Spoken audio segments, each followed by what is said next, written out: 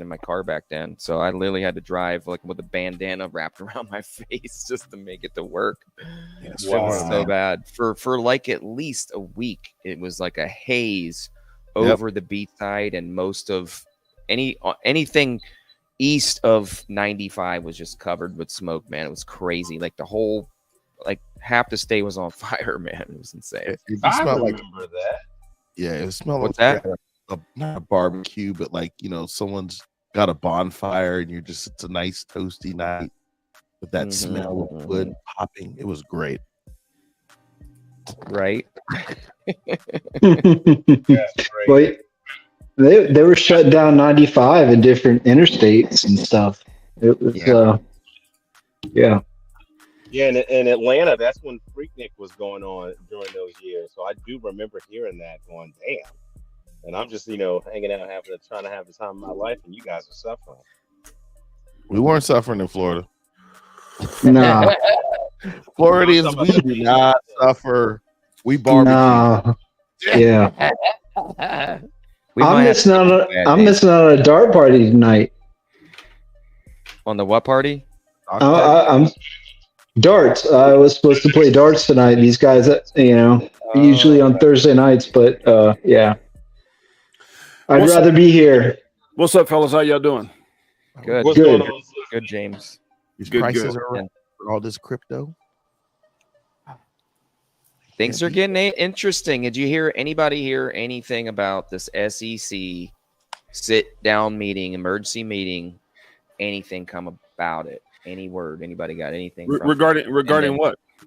So they literally it was posted on a few different people's websites on X that they were having an emergency sit-down meeting with the SEC. This was yesterday. Who's that? And the SEC and Ripple were supposed to sit down and have an emergency meeting. I don't know if it was FUD or some bullshit. Okay. So, and then article, I'll post it in a private chat and you guys can review it. It's one of them.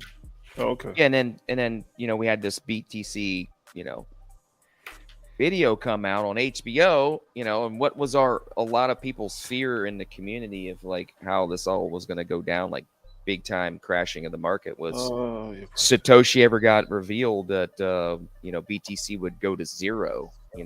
I mean, even what Dan Pena, what was this? I can't remember. Dan Pena or something like that is the one that basically said it'll go to zero overnight. Didn't go to zero. Supposed to be know who Satoshi is. Well, didn't go to zero. That documentary was supposed to highlight a couple people that were quote unquote Satoshi, but one of the guys committed suicide. Which how convenient. Keeps the conspiracy going. Yeah, keeps the conspiracy going.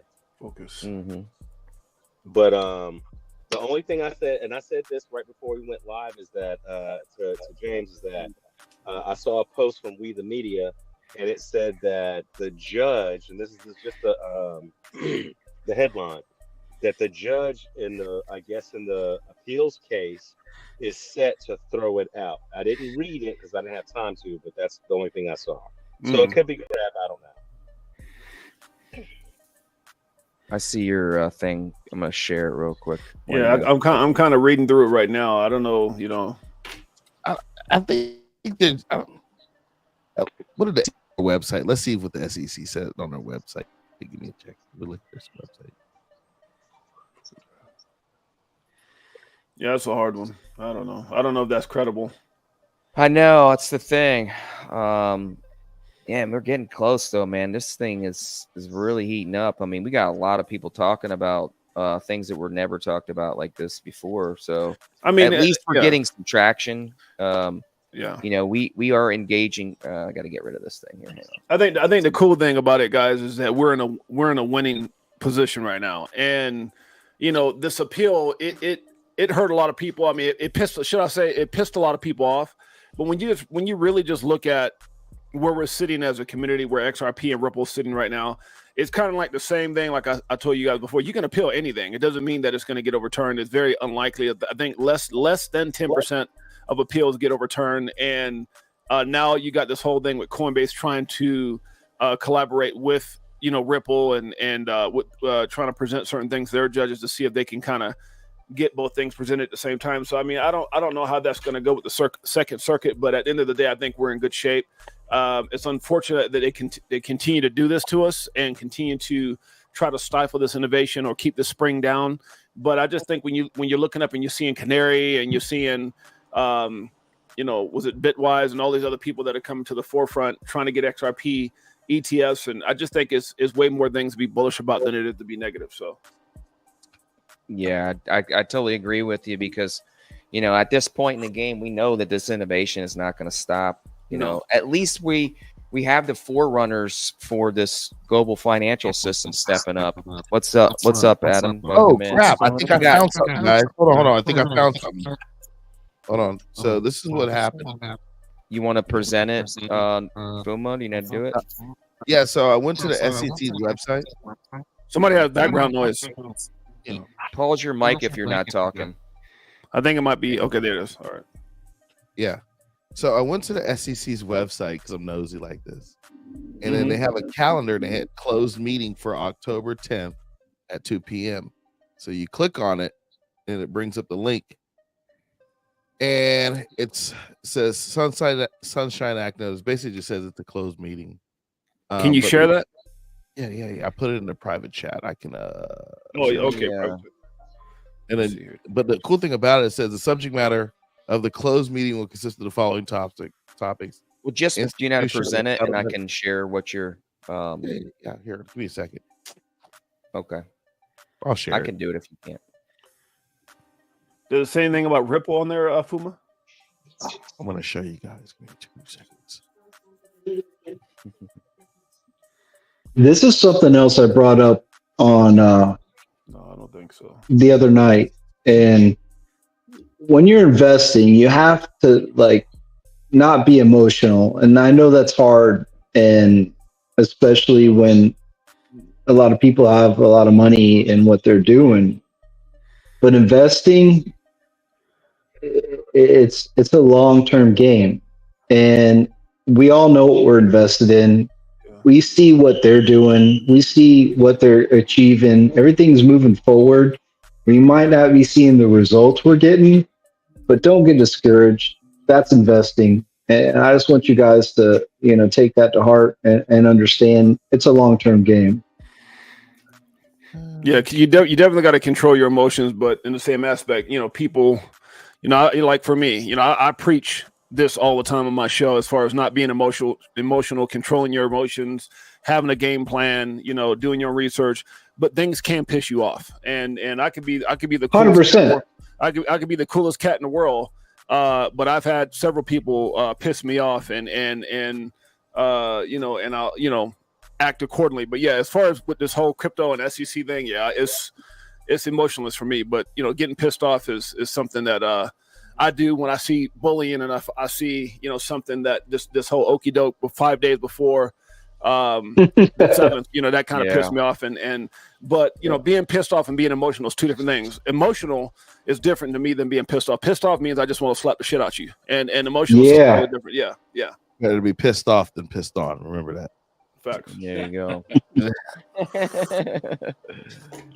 But it's not under our control. No, exactly. Yeah. I just see a lot of things all coming at a head right now. All these versions of not just the tech, but I think we've been delayed for 2 years, way longer than I think a lot of people are anticipating.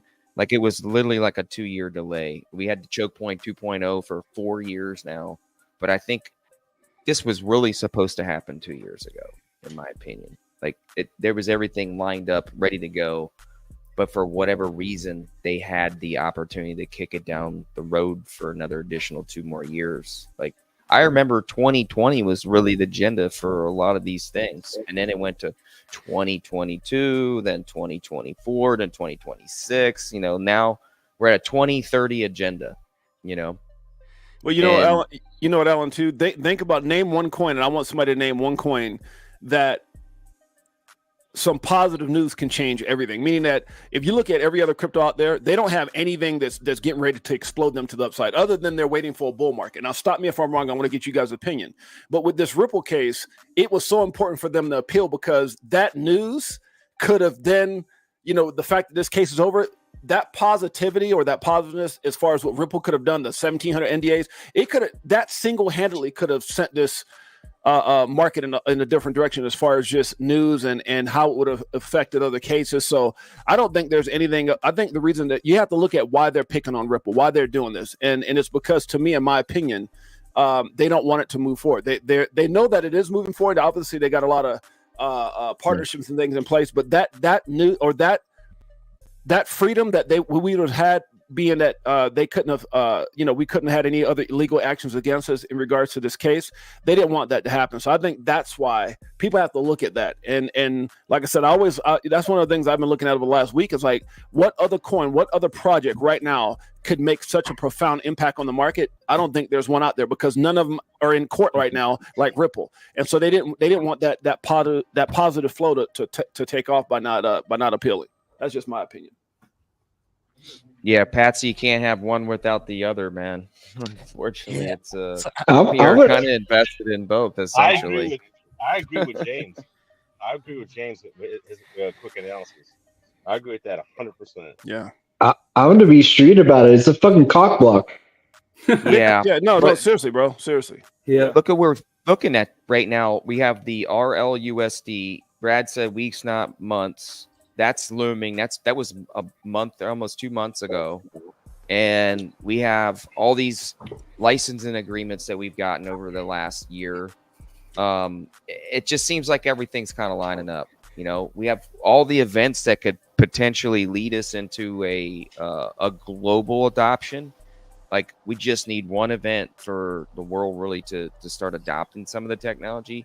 Maybe not 100% use case where everybody's using it, but at least start the process of getting people. I think the UBI is going to be the key right now. I think this is going to be the one thing that is going to get probably 10% of that first wave of, I think, 3 waves of this innovation in this utility phase. I'd say the first stage of it is getting ready to happen, like beginning stages of utility. That's why maybe a good little pump of certain amount, I won't say a dollar amount, but then a nice little pullback. I just think if they had, I just think that had that date came and they hadn't appealed, think about the amount of ETFs with applications that would have came in. Think about all the exposure to the partnership. So what happened? Think about it. Us as a community, we were waiting for 5 more damn days, but right before those 5 days, that last week, ETFs start rolling. Those ETFs could have been more damning than good, because what happened is, even though it's a positive thing, think about the SEC is looking up and you got all these damn, hold on, wait a minute, appeal. I mean, think about it. They probably, they didn't like that. You know what I'm saying? They didn't like that. So I'm not saying that it hurt either way. They probably would have done what they were going to do anyway. But had they not done that, dude, we probably had about, who knows, 5 or 6 ETFs being filed right now, one after another, because there's a lot of people. There's more people and more companies waiting for the final date than the people who had the balls to do it before. There's way more companies that would have came out. Yeah, for sure. Yeah, and I think the SEC's job for the whole time has been to slow roll this. Oh, absolutely. The very last minute for either one or two reasons. For sure. Either just to slow it down to try to help the Bitcoin narrative and the ETH narrative, or all the world is a stage, and then we want to make sure all the ducks in a row worldwide to set off the new financial system. Yep. I agree. Shout out to my aunt listening in the stream. I see in there. I told her to say hi. We got a lot of people showing up in the stream. I'll get shout out a few people. I see Shane Sullivan in the house. What's up, buddy? What's up, Patsy? What's up, the Alien? Rye Guy, Nest Force. Missed a few of you guys coming in. Fly Kiwi. I think I shouted you out earlier, guys. This is getting really exciting. I wanted to make sure I didn't miss tonight, even though we have Hurricane. Not going to stop me as long as I got power. What's up, We the Bank, too? I saw you earlier, and Karma Carmichael. And a few other people I missed. I didn't want to miss you guys. Zeno, where you been, Zeno? Zeno's How you been, in, Zeno? Yeah, bullish Big D in the house. What's Bullet up? Big D in the house. All we need now is we need J Roy to show up. Usually when it's a good little sign. This is funny because I was talking about this last night. Usually J Roy shows up when the bull run's starting again. He kind of goes hybrid for a little while and stays in the shadows. But if he shows up tonight, that's a good little sign for me. I want to see if he shows up tonight. And shout out to Adam. Adam, how you doing, buddy? I appreciate you coming on tonight too. I know you got some stuff to share. If you want to take a couple minutes, anything from the family side? Anything new? No, they're just buying more digital assets. You know what I mean? I think everyone knows what's coming. It's just a matter of when. There's got to be a catalyst, right, to kick everything off. You know, all the stuff that we're going to see right now is just retail, I could say like hyped. Institutions, when they come in, everyone's going to be left behind because if you don't have your bag at that point, then you just, the train has left the station, as you know what they say. So, you know, I find everything interesting. You know, it's funny. Like my uncle, I try and talk to him. He sits on the board of T. Rowe Price, and if you guys look at T. Rowe, it's kind of funny because it's been trending now on social media. I just sit there and I laugh. But you know, Gary Gensler's brother is the vice president of T. Rowe, and you know, they have a large bag of XRP. So, you know, I sit there and I always go to my uncle. I'm like, so what's the deal on that? And it's just silence. He's probably got one of them 1800s. That's probably why, one of them NDAs. Yeah, of course. He can't say anything. But, you know, I just sit there and I laugh. You know, the whole time Gary's been suppressing XRP, but T. Rowe's been acquiring more XRP. So, you know, look, it's all just a game. And, you know, we're just in it. And I tell people that, you know, we really have to wait for the banking schedule. I've told you this a million times, Alan, like the banking schedule is everything. So, you know, March, SBI goes full live. July, Russia goes live. Mm-hmm. So, you know, FedNow's position here for everything in the States with, you know, CBDCs and UBI, but, you know, they can't just flip the switch now. The flip's been ready to be switched years ago.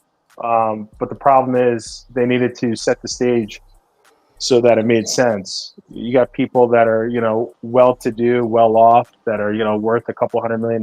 Maybe they own a few dealerships. Maybe their family's big in real estate. You're not going to tell someone that's worth a couple $100 million or someone that's worth $1 billion to submit to a new system. If they have money, they're going to say, well, fuck you, excuse my French, you know, I have my own capital. I'm going to do what I want. But if you can now dilute that person's value and you could dilute that person's net worth, now that person has no choice but to submit to what the new rules of engagement are. So, yeah, I think there's a lot of people who are going to make a bunch of money, but I think it's going to shock people the amount of companies that are going to be like worth billions overnight from Ripple, including Ripple. I think, you know, it's going to shock people how quick Ripple jumped in the limelight as far as what's up, Abs in the house. That's my boy right there. Appreciate you, Ab. Thanks for jumping on, brother. I just jump on the live stream, Abs. I'll drop the link. Yeah, I put it out to a lot of my on my social media things. So I appreciate you, Abs, jumping out. But no, I think there's going to be a lot of companies that are going to come up, you know, as far as in the limelight. I think Ripple is going to, you know, be the Amazon, like they said, the Amazon of crypto. They're going to, you know, you got to think about what they're going to be valued at, and there's just going to be a lot of people who are going to get shocked by what's coming. And I'm interested, man. I'm really interested in kind of like what Adam was talking about. All those people, like you said, Gensler's brother. There's a lot of people, man, about to get rich off this thing. Probably a lot more than we think. Facts, absolute facts. Yep. But then you guys have to also think, you know, the thing that's trending now, big time, is RLUSD, and it's like, oh, RLUSD is going to take the place of XRP, and I'm like, if people understood how like money works and how valuation of pegging works, you know, one RLUSD is, my mind as to how it's going to actually work is probably one RLUSD is going to be pegged to one drop of XRP. People shouldn't. Yeah, people who are thinking that are just absolutely silly. It's stupid. Absolutely love this channel. Hope you guys are having a good night. Much love, Abs. Much love, Abs. Yep. Appreciate you. Hey, if you think about it, we all want this to happen, but dude, there's so many whales that they're just, they're salivating over this. So, if we're hurting for waiting, think about these greedy bastards, man. They're probably like freaking dying, over the price and all this. I mean, although they might have inside info and all that, they got to be patient. So they're chomping at the bit before us. So it's going to happen. It's just let it happen. Can I just interject on that real quick? Yeah, I just want to say something. So, this currency and all these things that we talk about on the show and everyone else talks about on their shows and, what we're all privy to, the average individual isn't. So the people that have been able to take the time, educate themselves, and actually invest in these assets, this space was never intended for us retail folks. So, they naturally, and let me tell you, they are so sophisticated with how they plan everything out. Of course. We know that the job market is not what it is. So, I'd say probably 40% of Americans are out of work right now, even though the labor market is saying the complete opposite. We also know that it's a high number, but a good percentage, and people have lost hours or lost, time on their. Pause your mic if you're not talking for me. Go ahead, Remy. Keep talking. No, I just wanted to. I was just saying, Adam's right. And it's and then if you lost your full-time job, you replace that with 3 part-time jobs. Okay, so you're not getting the benefits. You see a lot of people. I got an Uber ride not too long ago from someone, and the person used to be an underwriter for a mortgage business, and now that person's now doing Uber. So. Yep. You look at the dynamics of everything, and then you look at COVID and what COVID did geopolitically, and to not only that, but also to the economics, right? For each region, people were displaced. People in New Jersey, New York, Connecticut, the tri-state area, they moved out. They sold their houses in the peak of the economic boom. So 2020, 2021, a lot of people sold their real estate. Well, a lot of people that were privy to these assets, and you see it on Twitter, you see it on all these different social media. Certain people sold their homes and they invested everything into XRP, XLM, and XDC. Well, the elites know that. They know that you got to pay capital gains tax by a certain period. So they're running the clock out so that you have to figure out, okay, am I going to pay my taxes or get in trouble with the IRS? Or am I just going to divvy up my bag and sell it so that I'm okay with Uncle Sam and not worried about going to prison?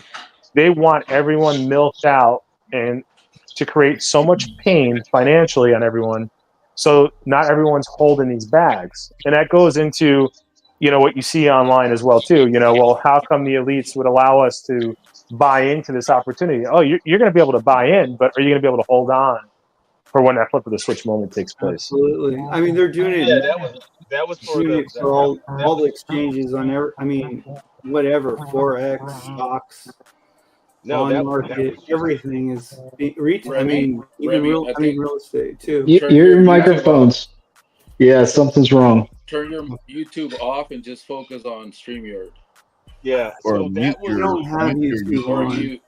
Yeah. So he's not using earbuds, is what it is. So back to what Adam was saying is that, you can buy in. That helps create an ecosystem and let it thrive. But can you hold on? And back to what a comment that was made before is that these whales are chomping at the bit. Yeah, they are, but they can afford to wait. Regular retail operates under the impression that they cannot afford to wait that long, and so that's why we got to hold strong.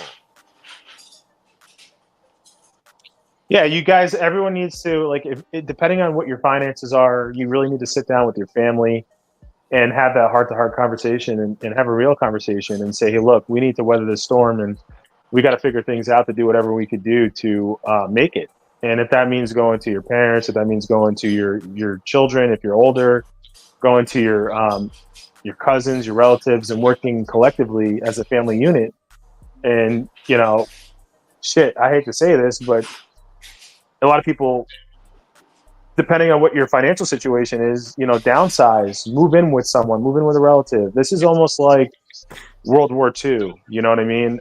Just it's not the bombs, it's not the ammo. There's no country infiltrating our country and forcing us into these type of situations, but it's being done with currency warfare.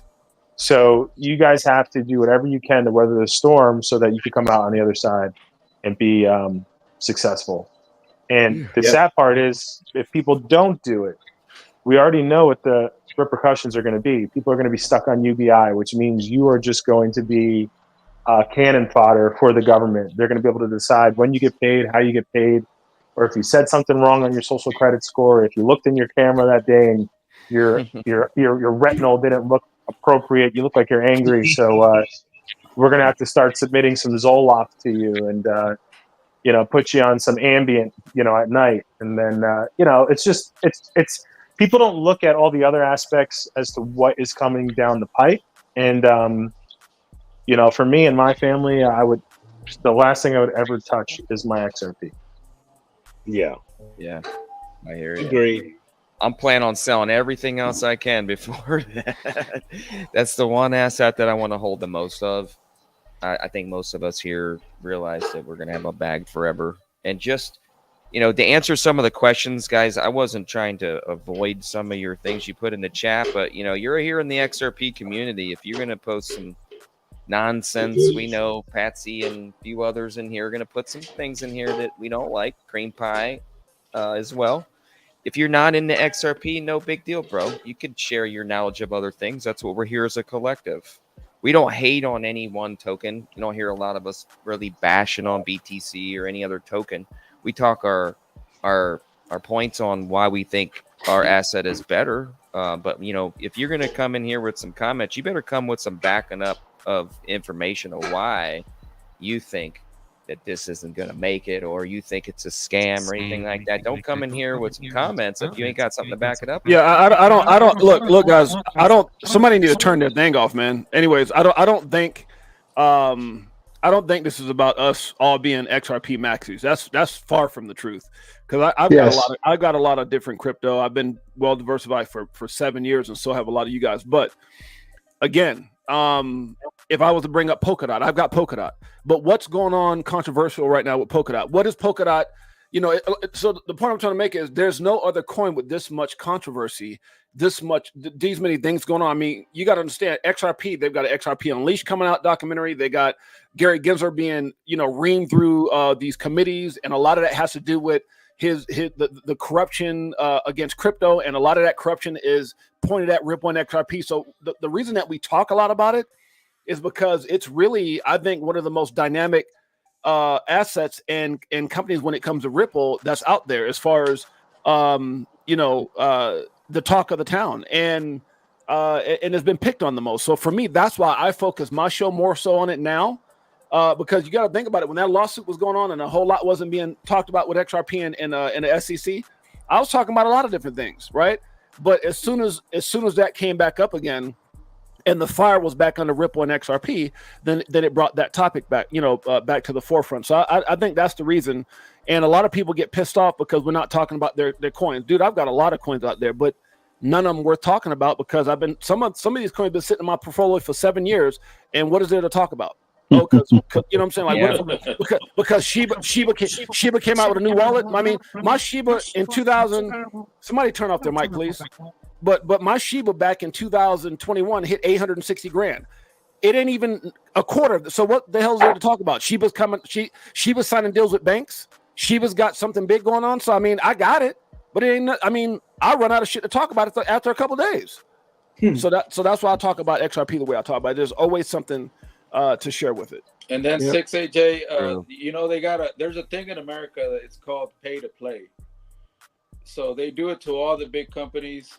Right. They got to cash in because they know they're going to make a lot of money. So they got to pay to play. Right. Then you're good to go. Right. Well, I want to say something too in regards to what Jay was saying. Jay hit the nail on the head. There are all these currencies. It's a mesh network, right? So everything has to coexist, but nothing else is going to exist without XRP. And that's why I tell everyone that XRP is the nucleus of the new financial system. Right. And people get so upset about it, but unfortunately, it's the truth. Chris Larsen even says, like, to me, that's the god of the new Federal Reserve banking system, because he's the one basically executing everything. He's crossing the T's and dotting the I's as to how the new Federal Reserve, which is Ripple, is going to coexist and operate. But Adam, let me say this, Adam, to you, and I want you to comment on this too. Would you agree that if this was XLM or XDC, we would be talking about them too, right? So if this Ripple case was over and they were coming after XLM, that would be what I'm talking about now. Of course, that's where all the injustice is coming in. If exactly facts. But if XLM was as important as XRP, this whole case would be about XLM. Right, that's right. And what drag themselves into the case for sure. Of course. And then so then why did Chris Larsen also state that Bitcoin's code has to be rewritten? Right. We know that it doesn't meet the CAFE regulations. We know that it doesn't meet the Greenpeace Accord regulations. So we know Bitcoin's going to be rewritten. I don't think it's going to be just completely destroyed. There's going to be a use case for it unless the code's rewritten. If it's not rewritten, then Bitcoin's going to be dead. And I hate to say. Go ahead. I'm sorry, Jay. No, and a lot of people, to add on what you're saying, a lot of people forget XRP at one point was number 1 and number 2 on CoinMarketCap. That's why they went after it.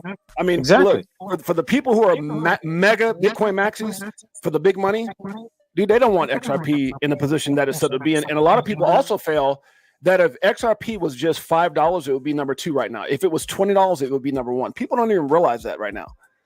I mean, that's all it takes for it to take the number 2 or number 1 spot back again. I think it's like $8. Somebody did the numbers the other day. It was like $8 puts it back at number 2 and $20-some, something like that puts it at number 1. I'm just like, or maybe it's somewhere around that area, but people don't realize that. They don't want to see that.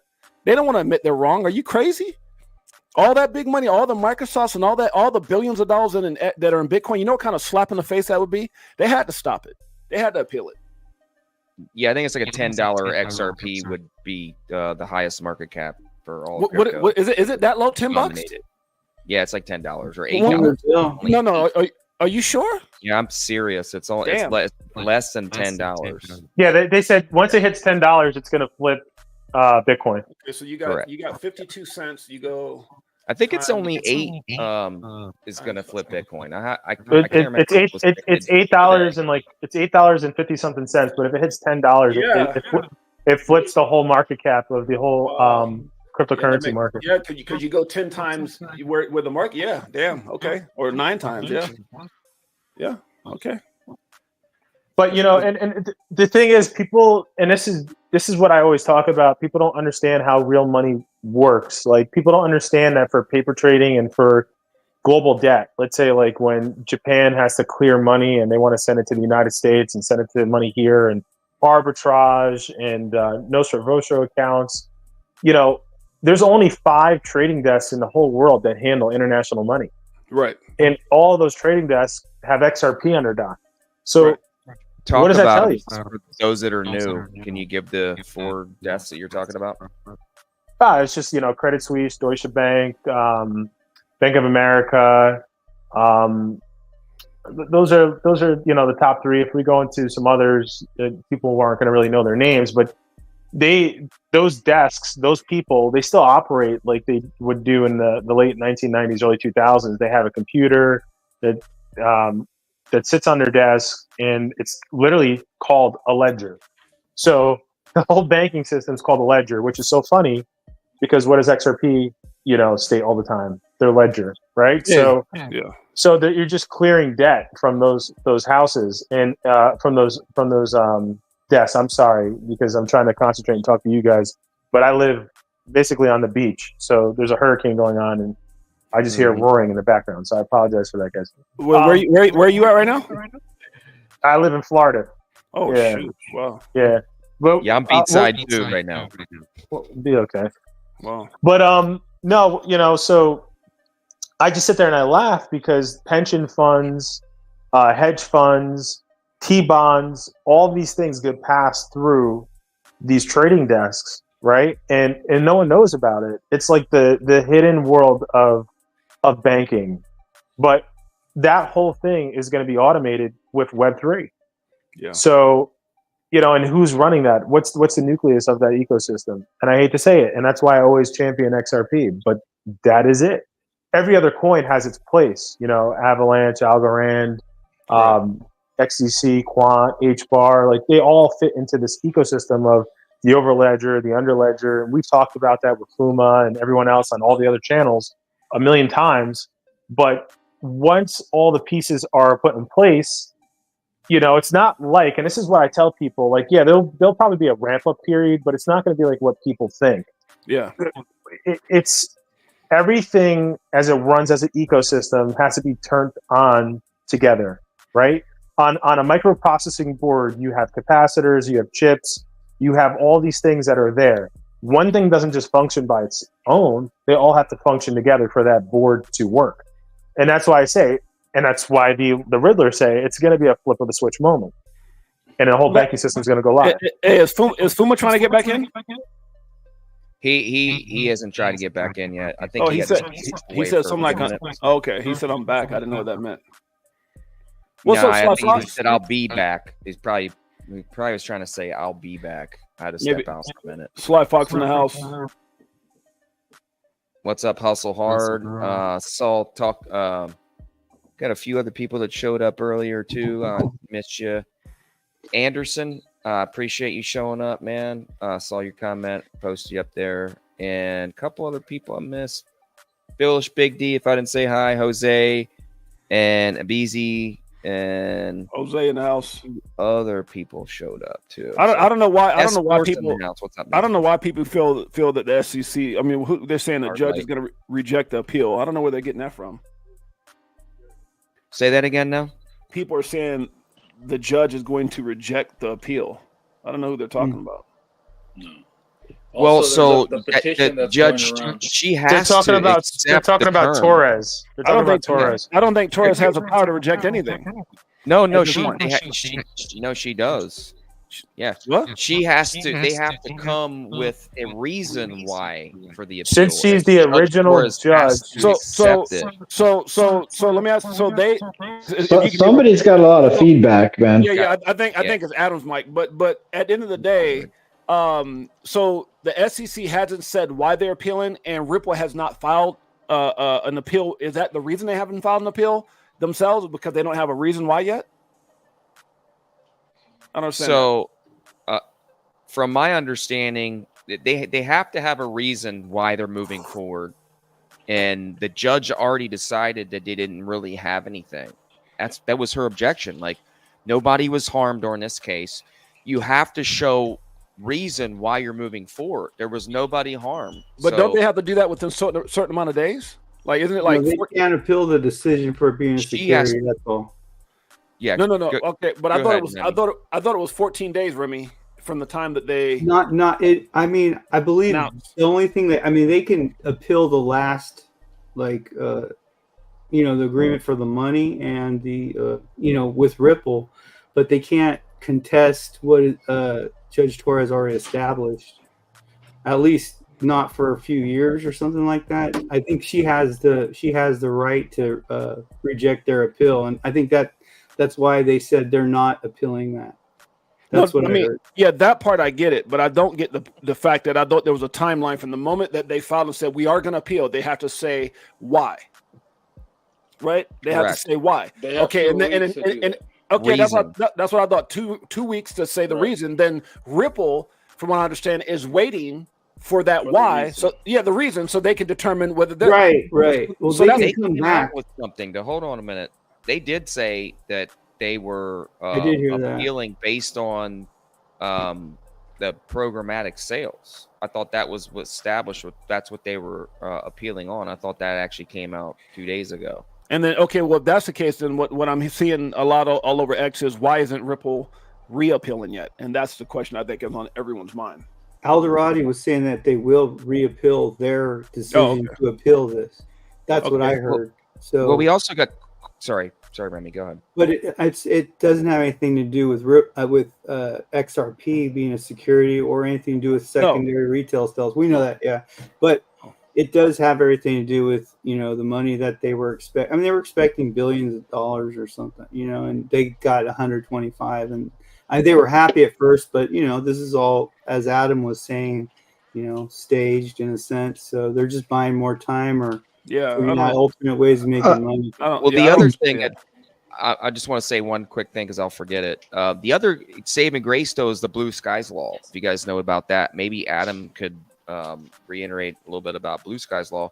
That was part of all the market maker licenses, from what I understand. They can go state to state and circumvent the United States government's stance on how we're regulating these currencies and use Blue Sky laws, and we would win based on the Blue Skies laws alone and move forward with innovation. So really, with this case at its point in the SEC's drag out of this choke point 2.0, we could still literally go on and move forward with the Blue Sky laws. So do you know anything about that, Adam? Or really how that works? Or anybody are familiar with the Blue Skies laws? Well, I'll say this, Alan. A lot of that had to do with them having their bit license too, right? Right. So they acquired their bit license, which actually allows them to a lot of those things with Blue Skies. So, and the gentleman that created the bit license is on Ripple's team, right? Right. So all of this is just more smoke and mirrors to keep everyone basically distracted and involved with, oh my God, what's next? What's going to happen to delay? Ripple's going to fail. It's all price suppression, along with just dragging this out. Yep. They have their bit license. Mm-hmm. Yeah, it's very interesting how they've gone and acquired all these licensing, and you have to remember nobody else is doing anything. Alan, the Blue Sky laws is for securities, right? From the beginning, is it though? Is it only for securities? It's basically regulated for securities. That's what the overlying juncture for Blue Skies is. And it's been noted that it was a currency from its inception. Correct. And this is where the SEC loses their jurisdiction, and where I do believe more than likely, Hester Pierce was literally signaling where the next move was going to be, and then probably more than likely having the Treasury take it over and utilize probably the escrow and some of these other things we're having set up with the RLUSD. We're going to talk about backing that with commodities and other, they said USD. I mean, how is USD, if we're going to go into a currency reset, how is that going to play into backing the RLUSD? This is very interesting how all that's going to play out if we're talking about backing these assets with something here in the very near future. How that's all. It's all going to transform into USDC. Right. For retail, right? Yeah. It's all going to just be called United States digital currency. Yeah. So what you guys have to understand and look at it holistically and conceptualize, and also understand it's a pay to play game. That's what it's all about at the end of the day. Right. So in the meantime, they're trying to set up everything and agree on things because they know it's all going to move forward. And there's no stopping it. And unfortunately, for them, they have to be part of the game, and they don't like it. But the other part about it too is, and I just want to, we're still in a speculative market to some extent with everything and our other investments, and relatively with XRP. Hey, do me a favor. I don't mean to cut you off. Can you let Johnny Crypto on? He wants to come on. How do I hop on? I dropped the link in the StreamYard link in the chat. Yeah, there you go. Johnny. Jump on in, Johnny. My brother. Do that. And if Abs is still in the background, jump in, Abs, if you got time. Get some heavy hitters, Navigator. I appreciate you, 6HA. I see you got you simulcasting the stream. For those that have not listened to the stream before and are new here, I appreciate you coming in. Just a normal average guy in the crypto world. I've been in crypto for about 4 years. Most of the community knows me from being in many other YouTube channels and being a part of Blue Crew for many years. Decided to do a Wednesday night stream, bring on other YouTubers and collaborate on a midweek and share our collective knowledge with the community, mainly YouTube utility-based assets. And no maxis here, please. We're not, even though we talk about XRP primarily, we're not all maxis here. Most of us are all smart individuals and just don't hold XRP. I'm a DM you the link, crypto, Johnny Crypto. I'm gonna DM it to you right now, brother. It's funny And how some other people we're just don't get on your show, Crypto Navigator. You get on everybody's show, and some people don't get on your show.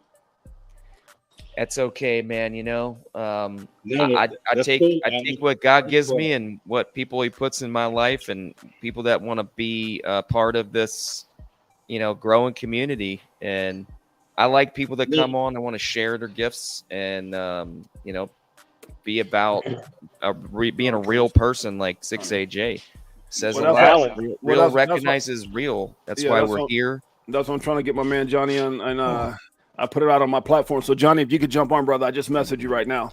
I'll send it to you two abs just in case you want to jump on. Crypto Navigator, I sent you a video from Metal Lawman that kind of breaks down what the next step is for the SEC, and then they're going to take it to court. They're going to appeal it, and then it's going to end up in the Supreme Court. If that's a lawyer talking, you might have to fast forward a little bit to find the spot if you want to look. If you want to see that.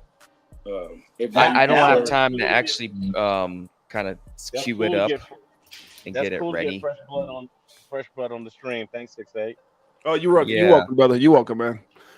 Teamwork makes the dream work, right? That's right. 100%. Island Ghost coming in. I see a few people showing up in the house. So a few others popping in. I didn't want to miss you guys. Yeah, so we're gonna go probably about an hour and a half, maybe even 2 hours tonight, guys. No work tomorrow for us Floridians. Most of us got about 2 days off back to back. So some of us have forced vacations from time to time. That there you go. Work really hard, and you know, God has a way of settling us down and giving us a 2-day vacation. If we can't afford it or not, it doesn't matter. You get that 2-day vacation. So. What's up, Steph? Good to see you, Steph. What's up, Alan? Hey, Alan, you can go get you do some hurricane fishing. Hurricane what? Hurricane He's fishing. a hurricane fishing. That's funny. Well, if there's a hurricane, you don't even got to fish. Just put a bucket outside, right? That's Yeah, right. right. You can fish in your driveway. That's right. It's gonna be pretty bad for the West Coast, unfortunately, but they just got a double whammy. Not too bad where I'm at over here. Probably only going to get maybe 90-mile-per-hour winds. But I am beachside. I'm on the second floor, thank God. But I still have to worry about. Really. I've got a big sliding glass door I worry about. That's the only thing. Yeah. But you'll be okay, brother. Yeah, absolutely. Yeah, all good. All good. Appreciate you showing up, Steph. Thank you. Steph, I know you were here in Florida for a little while, I think, and then you moved to Vegas, and I'm not sure where you're at now. Drop in the chat where you're at now. It's been a fun ride. Island Ghost has been here for many, many years. A lot of you guys, I see so many people in the chat have been here for at least 3 or 4 years. It's right. I think we're getting a lot closer. That's for sure. In North Carolina? Wow, you're out there. You're in North Carolina. You're out there in the midst of everything, huh? Wow. Well, shit. Hopefully Beekeeper in the house. What's up, Beekeeper? Beekeeper, my brother. Angus. What's up, Angus? Bullish Big D. So, K-Hud, you were mentioning something, trying to say something last night. Did you get out what you were trying to say last night? You had something really good that you were trying to share. To be honest with you, I can't remember what we were talking about completely. Wasn't it about like it was about the XRP timeline and how it was coming up organic? Like you're saying organic a lot. Like yeah, going to be an organic retail speculation type. Yeah. Well, it is organic, and if you have to like really like look out. What's up, Jonathan? A lot of people, we look at it daily, right? And you have to see how much they diversified and how much they're part of the financial system and what's going to happen. And with the RLUSD, it's just another facet of offering liquidity. And I think I did touch on humanity and the Fibonacci and how that works. And finances and humanity, but markets are kind of based on human emotion. What's up, and John? There he is. Yo. What's up, my man? Johnny. How you doing, brother? Doing good, boys. I'm doing good. How you guys doing? Great to see you, Jay. How's everybody doing? I'm doing good, man. I'm Welcome. Doing good. I appreciate you jumping on, bro. Right. No worries. Thanks for having me. I just got home from work. It's been a late night. I hop on the Twitter and I saw you up there. I'm like, oh, I gotta hop in there. Man. I hope you guys it was great. Nice to meet you guys. I don't know if I met all you guys, but great to meet all you guys. Yeah, much love, man. We want to get some of that great knowledge about your thoughts on what's happening right now in the world of XRP and appeals and SEC and all this chaos, man. Share some of that amazing knowledge with us. Well, wait, can we finish with K-Hud? I just wanted to hear what he had to finish up on because we were talking about this last night. You didn't get to finish. Yeah, absolutely. Let's do it. That's Johnny K. Yeah, no worries, man. Ripple is going to be a big part of the financial system, if not the core of it all. And they're doing their thing, and don't get discouraged and understand where it's moving forward and understand the other parts of it, why it's being held back. It's going to move forward, and Ripple is a wave. Yeah. A financial movement. Yeah. Right on. So go ahead. So go ahead. So K-Hud, before Johnny starts, what's your year of time horizon? Well, I'm an investor, man, so I don't have a definitive time horizon. I just know I have exit plans for my money, and Johnny will kick in on this one. I'm going to take profits. That's all I know. It's all speculative at the moment, and I'm going to make some money when it comes. Right on. Okay. Johnny, this is go ahead, brother. Johnny, go ahead, man. Hey, latest Fibonacci says $7 by the end of the year. So what's up, Johnny? Talk to us, brother. Talk to us. Yeah, man. So as I've been saying on our show, at the end of the day, I wasn't surprised at all when we saw the appeal. I mean, my feeling was, and I think I've been pretty consistent with this, is that we have never seen a trial case last this long. Right. It doesn't take this long. That's right. Unless you want it to take this long. Facts. So to me, again, this is just my 8 cents. Okay. So I have no inside information, but I truly believe that there was a rift. We know that Ripple had a partnership with a couple other big, well-known, connected elites companies. Right. And they had a nice relationship in the early 2020s. And guess what? That thing fell apart in November. And then all of a sudden in December, we get an SEC lawsuit, right? So you can just connect the dots and you can see what's happening here. Right. So obviously, their buddies weaponized the SEC against them, I think, to slow them down. And to me, they pretty much said, listen, we're just going to tie you up in court. And it's delay. So I actually expected an appeal. I'm not surprised at all. Now, what'll be very interesting is if we get a change at the top. Because the bottom line is everybody blames Gary. Oh, Gary's that crypto. Gary. No. Gary's a freaking puppet. That's right. Gary's just doing what the administration at the top wants him to do, just like we all do what our bosses want us to do, right? Right. Gary's just a puppet. He's got a boss that he's following, again, my 8 cents. Right. Pay to play. So what I think will be great is if we see an administration change in November. Now that is going to mix things all up potentially because Gary's going to be out. Gary will do what Clayton did. He'll resign, right? Because you serve at the will of the president. And Gary, Trump already said, Gary, you're fired on day one. Right. Unfortunately, Gary ain't going to give Trump the chance to fire him on day one because he's going to resign before him. You can mark that in the books. Nice. That'll happen if Trump wins. Now, That's I'm not right. saying he is, but this is my bet. If he does, we will see, I think, a change at the top, which means then a change in the way Trump's going to treat crypto. He's been very blatantly and openly and honest about it. Right. I mean, of how he's going to be very pro crypto. So the reality is, I think you'll see a change there, which then will push through to the SEC chair to make this thing, find ways to make it happen. I also think he'll work with these senators, write these guys' names down if you haven't.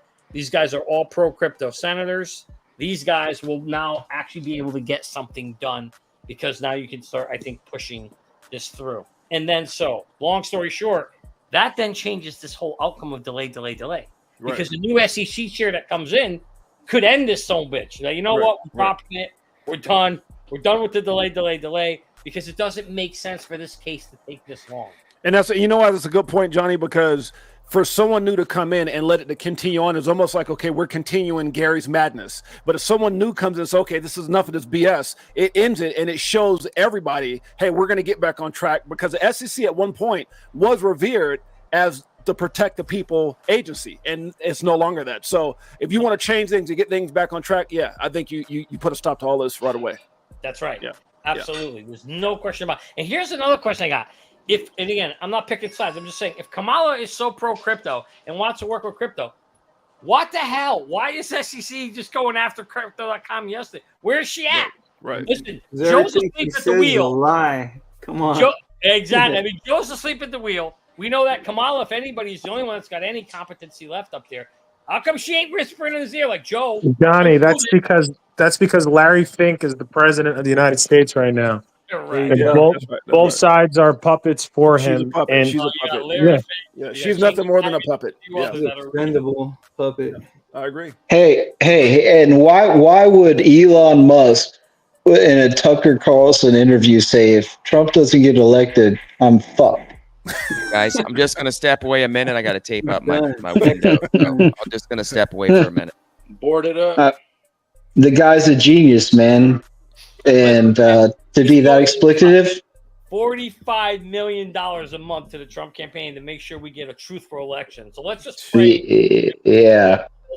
We know we got 52 million Americans. That's crazy. 52 million that are invested in crypto, right? That's a lot of. That's 20% of the population that's invested in crypto. That's crazy. Yeah, but Johnny, they're also not saying how much. You know, like someone could own like $5 in Ethereum, or let's say it's 15%. Let's That's still a massive voting population. When elections in these what do you call them, states? The primaries. The seven? I lost the word. The electoral.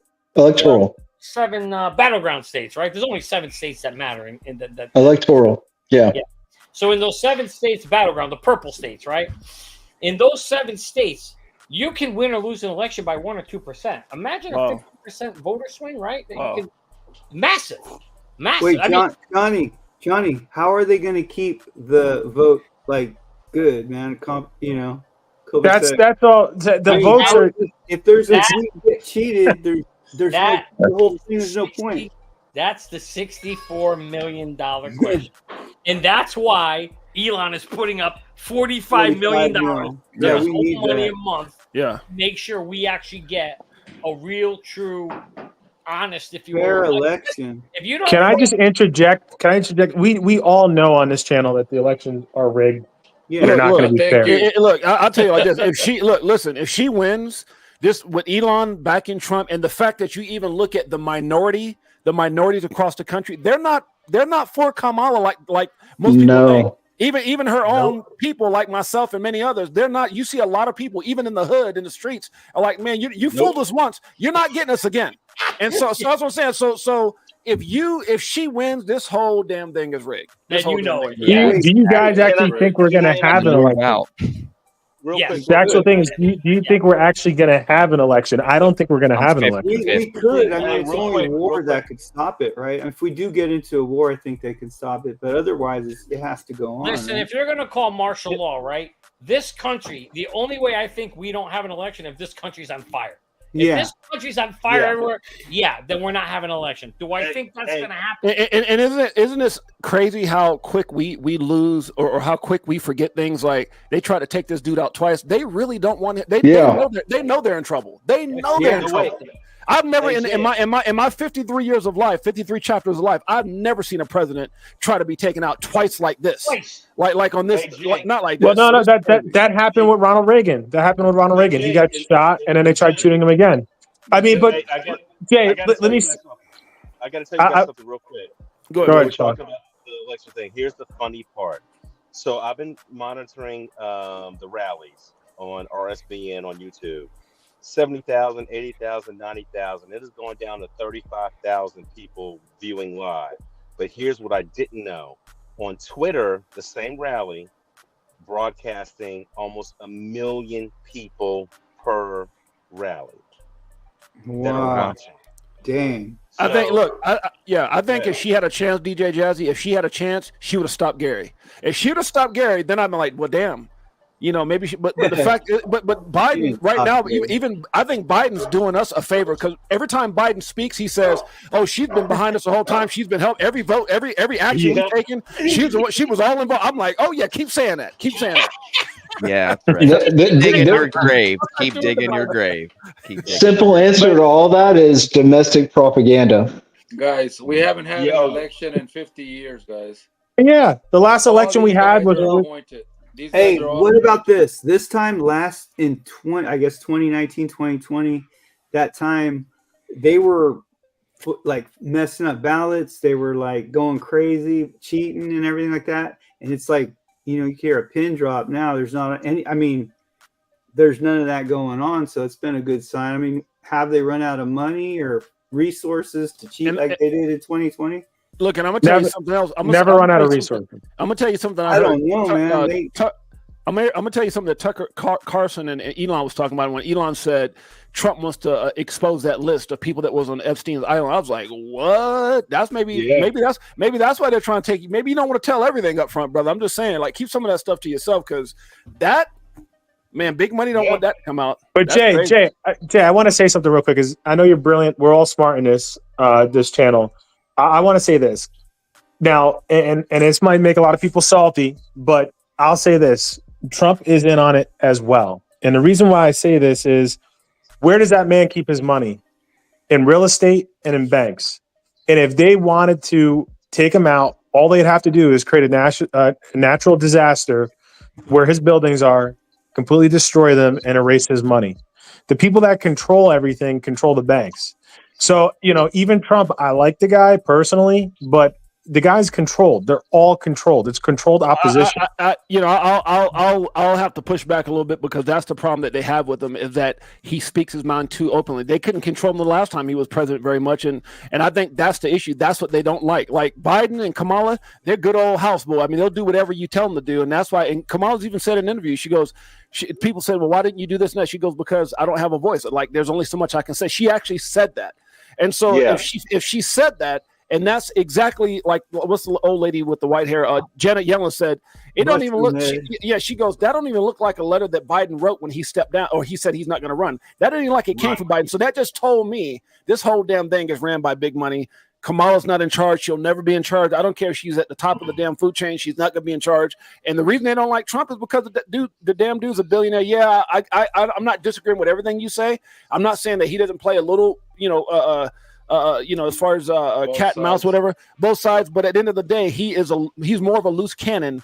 They are, and he's what we need, I think, in this country right now. Jay, I'm not disagreeing with what you're saying, but I will say this: you got to look back historically at everything, and if you look back, Larry Fink worked for the Trump organization back in his heyday. People don't remember that. Trump has been on both sides of that equation, donating to campaigns, Democrat and Republican, and now he's running as a Republican, whatever. And as far as the natural disaster thing, he's got properties all over the country.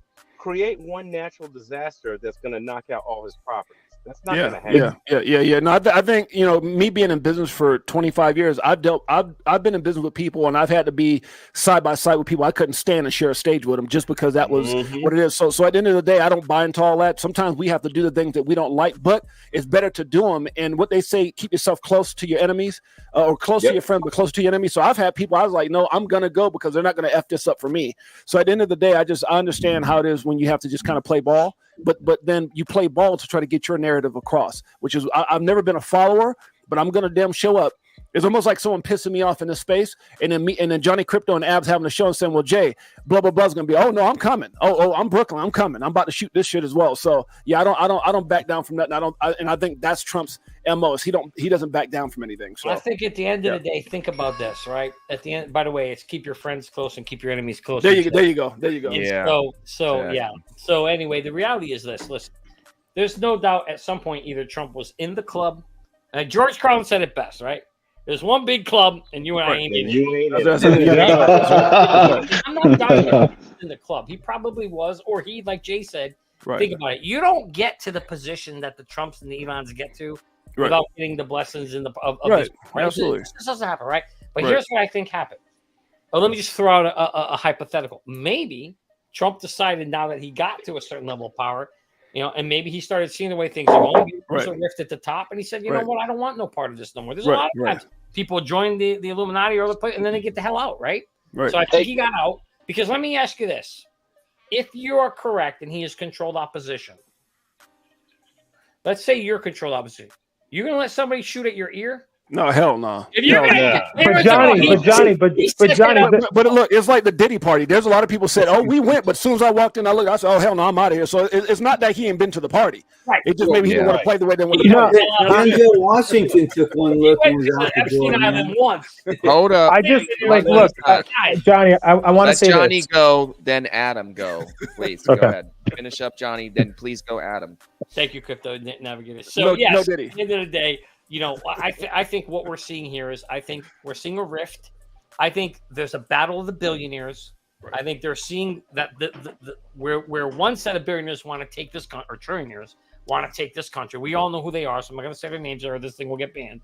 But they're taking it one direction. Right. These big boys probably started realizing, oh shit, we ain't coming along for the ride, or we don't like where they're going. And I think we're seeing a rift. This is what I hope. We're seeing a rift. And so, therefore, thank you, Garrett. We're seeing this rift happen, and it really, truly is a battle of good versus evil in this election. I think this is probably the single most important election of our lifetime, or it's the best damn WWE show that they ever put together, where they went so far as to arrest his people and shoot the guy in his ear. I mean, let me tell you, they put out a great show, or we are seeing the biggest battle of our lifetime. We ain't gonna know the answer, but God, I hope that the light wins. We need to win him, and I think our best chance is if he really is going to stick it to them. He'll get 4 years to do it, and we'll see what happens. But it's 4 good years for us because if they're focusing on him, they ain't focusing on us. And also, y'all don't mind me just shouting out real quick. Shouts out to my other family, my Merlin family, my Good Morning Crypto family, Coach JV, Abs. Those are all my brothers, man. Love you guys. Johnny, thank you for showing me love, man, and being on here. I appreciate that. No worries. I got to run, so I have to hop off, but I just had a few minutes. I wanted to say hi. So all you guys, I love you guys. Keep it going, and hopefully we can do this again sometime soon. Johnny, I want to ask you a question. Yeah. Anytime, go ahead. Johnny. I'll stay for one. Wednesday nights at 9, Johnny. This is a normal Wednesday night at 9. Oh, is it? We go live, but we're just basically a hodgepodge of XRP community members and other crypto community members, and a lot of the people that are in the and your moderators. A lot of the moderators on this stream right now. Most of the moderators in XRP community are more than likely. I come on some nights after I get through stripping. I strip on Wednesdays at 6:00. So nice. Well, we're glad you got your clothes back on. Thanks for coming on, Johnny. I appreciate it, man. Thank you. I've been wanting to get you on for a little bit. You and Abs. So anytime, I appreciate it. You guys did something important. It's so good to see the community come together. Like we have crypto influencers on the show every week, right? Because we want to bring the community together, and that's why I wanted to hop on here because I love the fact of what you're doing. Thank you, Hardlight. Yes, make sure everybody has an exit plan. Go check out Jay. He's got an exit plan link, and you guys can sign up for Merlin. Yeah. We're Hey, really Johnny, doing- before you go, Yeah. I gotta ask you one question. Yeah, absolutely, brother. Do you remember when Trump told the story of how he used to deal with the Teamsters and the concrete guys building the buildings? And then there was an interview. I want to say it was DJ Vlad. Don't hold me to that. And one of the mob guys was on and was like, we couldn't get close to Trump because he just wouldn't bite. I don't know if you guys remember that. I just want to say something in regards to that real quick, Johnny, before you leave, and Sean, since we're all on. If you look at history time and time again with any president, if you do not follow their lead and listen to what they say, they erase you.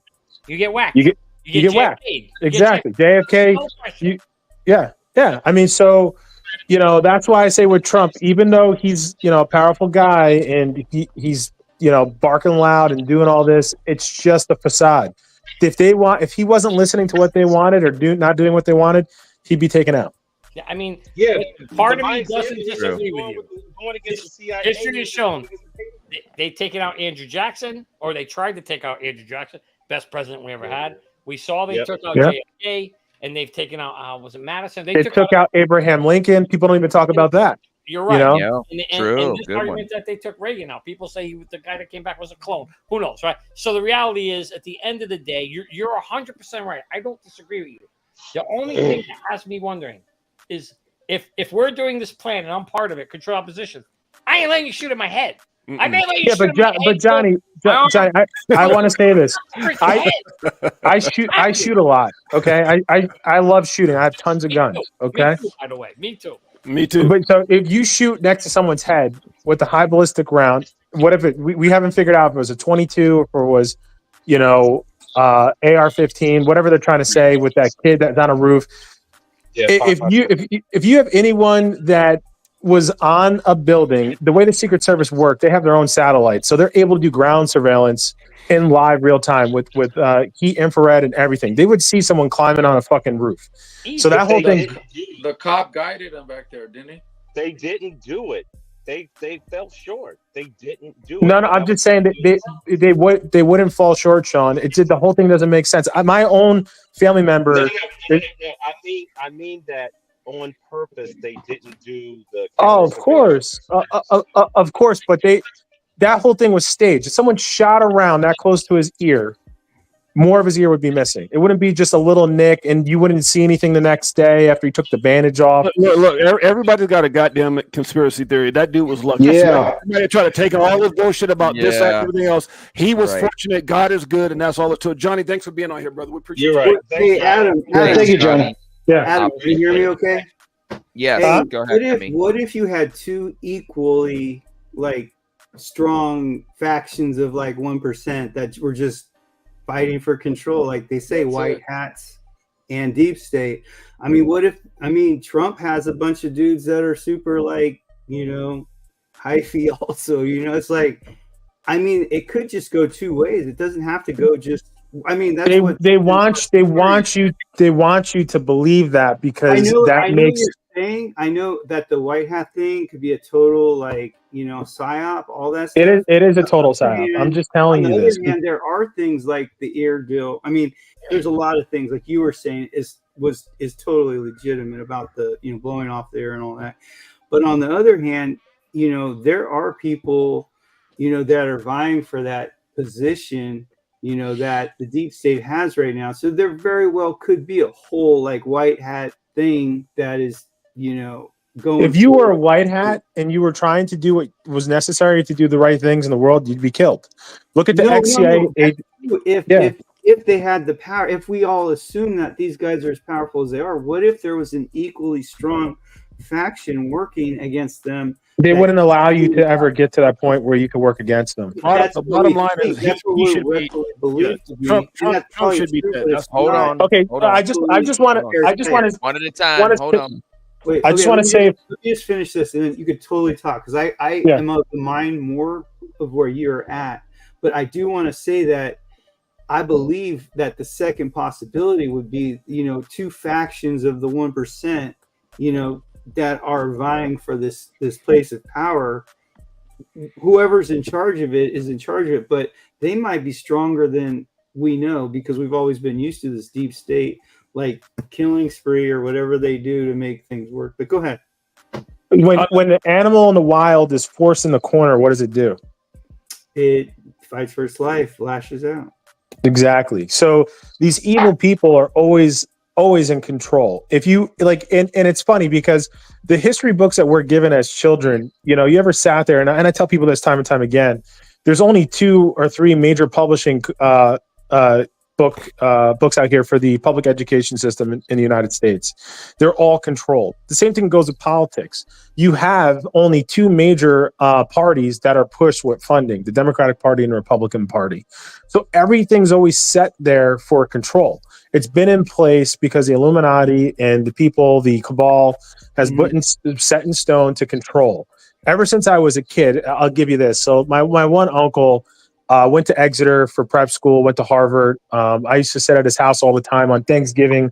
Cornel West used to go to our house. I'd meet him. His suite mate when he was going to school at Harvard was Barack Obama. Okay, his best friend was the CEO of American Express. I would see these people all the time. They all rub shoulders. Okay, Sure, my one cousin's a multi-billionaire out in Seattle, Washington.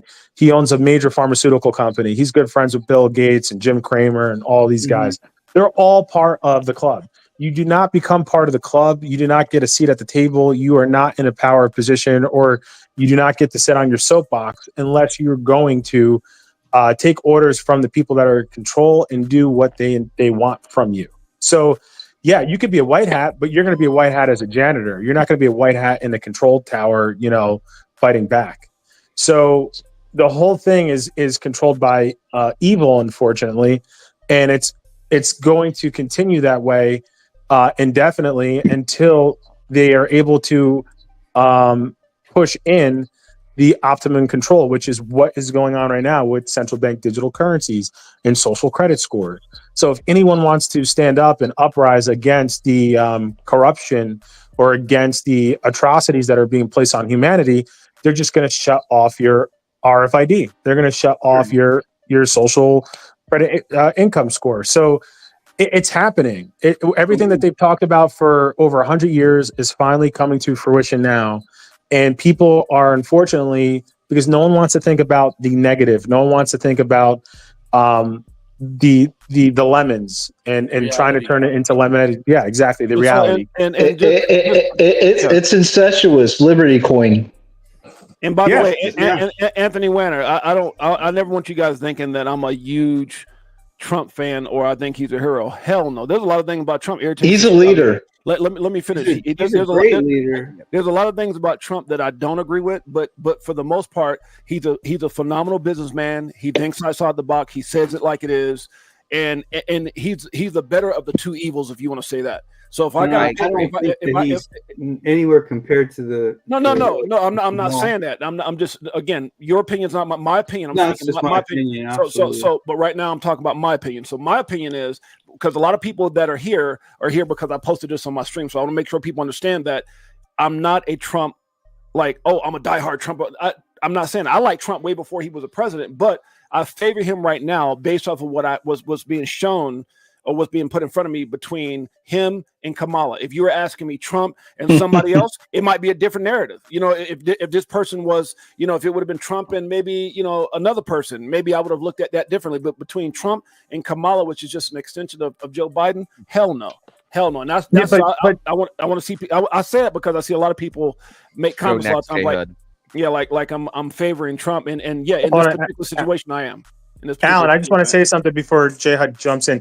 6AJ, I get it completely, but I'm just saying the fact that they're making it so that you have to choose between 2 people, 2 candidates, that it's controlled opposition. There's only 2 people in the whole world. Yeah. It's going to be either Kamala or it's going to be Trump. Who are you picking? Yeah. Right? Yeah. That's reality. That's reality. Next, and I want to go after K-Hud because I really, this is a great topic that we're sharing because we're all passionate about certain things, but I want K-Hud to go, and I really want to share my thought on this as well. I'm not going to disagree with anybody in regards to their opinions because you can at this point it's kind of a debate, but at the end of the day, Trump is a leader, and Kamala, is Kamala. And at the end of if she's going to walk into that level of people as a representative to our country, I'm sorry, man, it doesn't equate in my mind. But also with Alan, just so you know, it's not our country because it's United States Incorporated. Hey, man, I follow you. I follow your thought process. This is where we live. Very clearly. Whoever owns it. But this is where if you're American. Yeah, I mean, it's all by design. I'm not discounting that by any means. It's incestuous. It's they're all part of the party, and we're getting fed a narrative, which is another bullshit kind of thing. Yeah. In regards to the American people. But yeah, I would rather have Trump representing whatever this, business is as a government than that. But yeah, I think Trump's a better leader, and he's in the club. You're right. Yeah. 100%. They all are. So to a certain extent, yeah. Go ahead. No, I'm my done. opinion on this whole thing is, I'm sorry, didn't mean to stop you right at this last second. It is the lesser evil, but ultimately, if you really look back at the beginning of time, ever since we had kings and queens, God put everybody in power, regardless if they were a believer or not, or they were worthy or not. They were put in power for a reason. How things went according to after they got in is, that's debatable. But the simple fact of who he puts in power doesn't necessarily mean that they are the right person and or they were going to do the right things. Right. It's really at this point in the game, it is the lesser evil, right? But I'm looking at the facts. What is he about? Is he about not, I don't want to say too many things because I'll be on too many. No, you good. Yeah, you good. I like the fact that he's standing up for believers, whether you're a Christian believer or you support Israel or you support humanity at large. I just don't support any particular religion, so to speak. I certainly don't support a religion that wants to kill people or try to force their narrative, and that's the not necessarily the only way, because you could say that about Christianity or anything, right. But the fact that we have a narrative that's being pushed on us to choose a candidate, that's right. Whether Republican or Democrat, that's true. You're right on about that. We only have basically two choices at this point due to the money and the manipulation on the narrative that we're going to go one way or the other. But if I have to choose right now, I'm going to choose the guy that's going to stand up for my religious freedom. Yeah, that's going to get behind innovation in America and the rest of the world, and not be a part of this cabal system. Exactly. And put it in our face and show us that, our religion isn't important to them. Our unity as human beings is important to us. Other countries are more important to us than United States. Those things are really important to me. And if I have to make a decision, I have to base it on the facts. And to be honest with you, I think it's very important that you make a decision one way or the other, because exactly. Ultimately your decision, what you make is on you.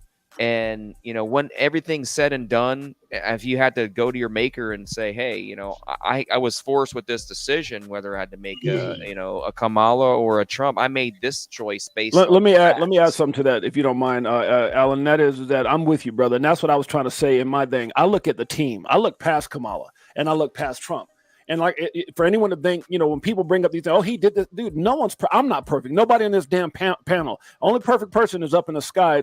And that's what I'm talking about. But there's only one perfect. I wouldn't even say human being. But yes, at the end of the day, no one's perfect. So I just look at, does he have certain things he can do a little bit better than that? But at the end of the day, I would take, I would take what he brings to the table over what I'm seeing Kamala and everything that she represents and the people behind her. And that's the issue. Everyone's entitled to opinion. I've got family members that they'll come to the house, or they were over. I have people that were over, people that I'll come in contact with, and they love Kamala. And I don't beat them up for that. That's your opinion. Ain't nothing wrong with that. Jay, I just want to. This is not a Republican or Democrat. This is just that as a country, we're in trouble. If she gets elected, I just think we're in trouble. Another 4 years under that thing, I think we're in trouble. And that's all it comes down to right now is I want the right person to run this company. You don't got to like them, but you just got to agree with who's better suited for the job. Just like anything else. Yeah, I want to. Well, would be the most beautiful. Sean, go ahead. Sean, then This is what I was going to say. So we're having a debate about elections, whatever. Yeah, got it. One of the things I see is that from 2016 to 2020, jump in Apex. I dropped a stream. The kitchen table issues I had were working for me. Then after 2020, things changed. And it's not so much that, let's say I do car detailing and I go around different neighborhoods washing cars. Now, all of a sudden, gas prices so high that people can't afford for me to come to their house and wash their car. So I need cheap energy prices. Yeah, that's what I need. Mm-hmm. In 2016, I was buying the crap out of digital assets. Now I can't buy at the same rate I was buying back then. So that's something that's affected me. And when we talk about Kamala, when we talk about Diddy, guess what? I went to the same college they went to. And I remember almost being indoctrinated based on, there's this guy they wanted to hire to be a part of the board of the college, to grow the college and buy real estate and expand the college. And guess what? The student union decided they didn't like him because he was a white guy. Perfectly good, decent white guy. They just threw him away. And I remember the day he died years later. And I was like, if they had let that guy be on the board at Howard University at HBCU, the college would have grown 10x in a shorter period of time than the 30 years it took for them to grow 10x.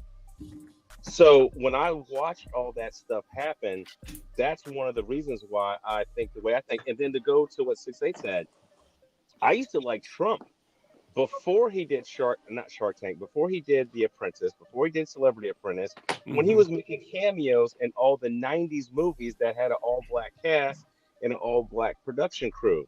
Now, if you're telling me he's such a bad guy and doesn't like black people, why the F would he spend the time? This ain't even about black and white though. This is people who say that shit are just so ignorant, man. It's just I know. Always bring that goddamn race card into it. It's about who can run the fucking country better. Period.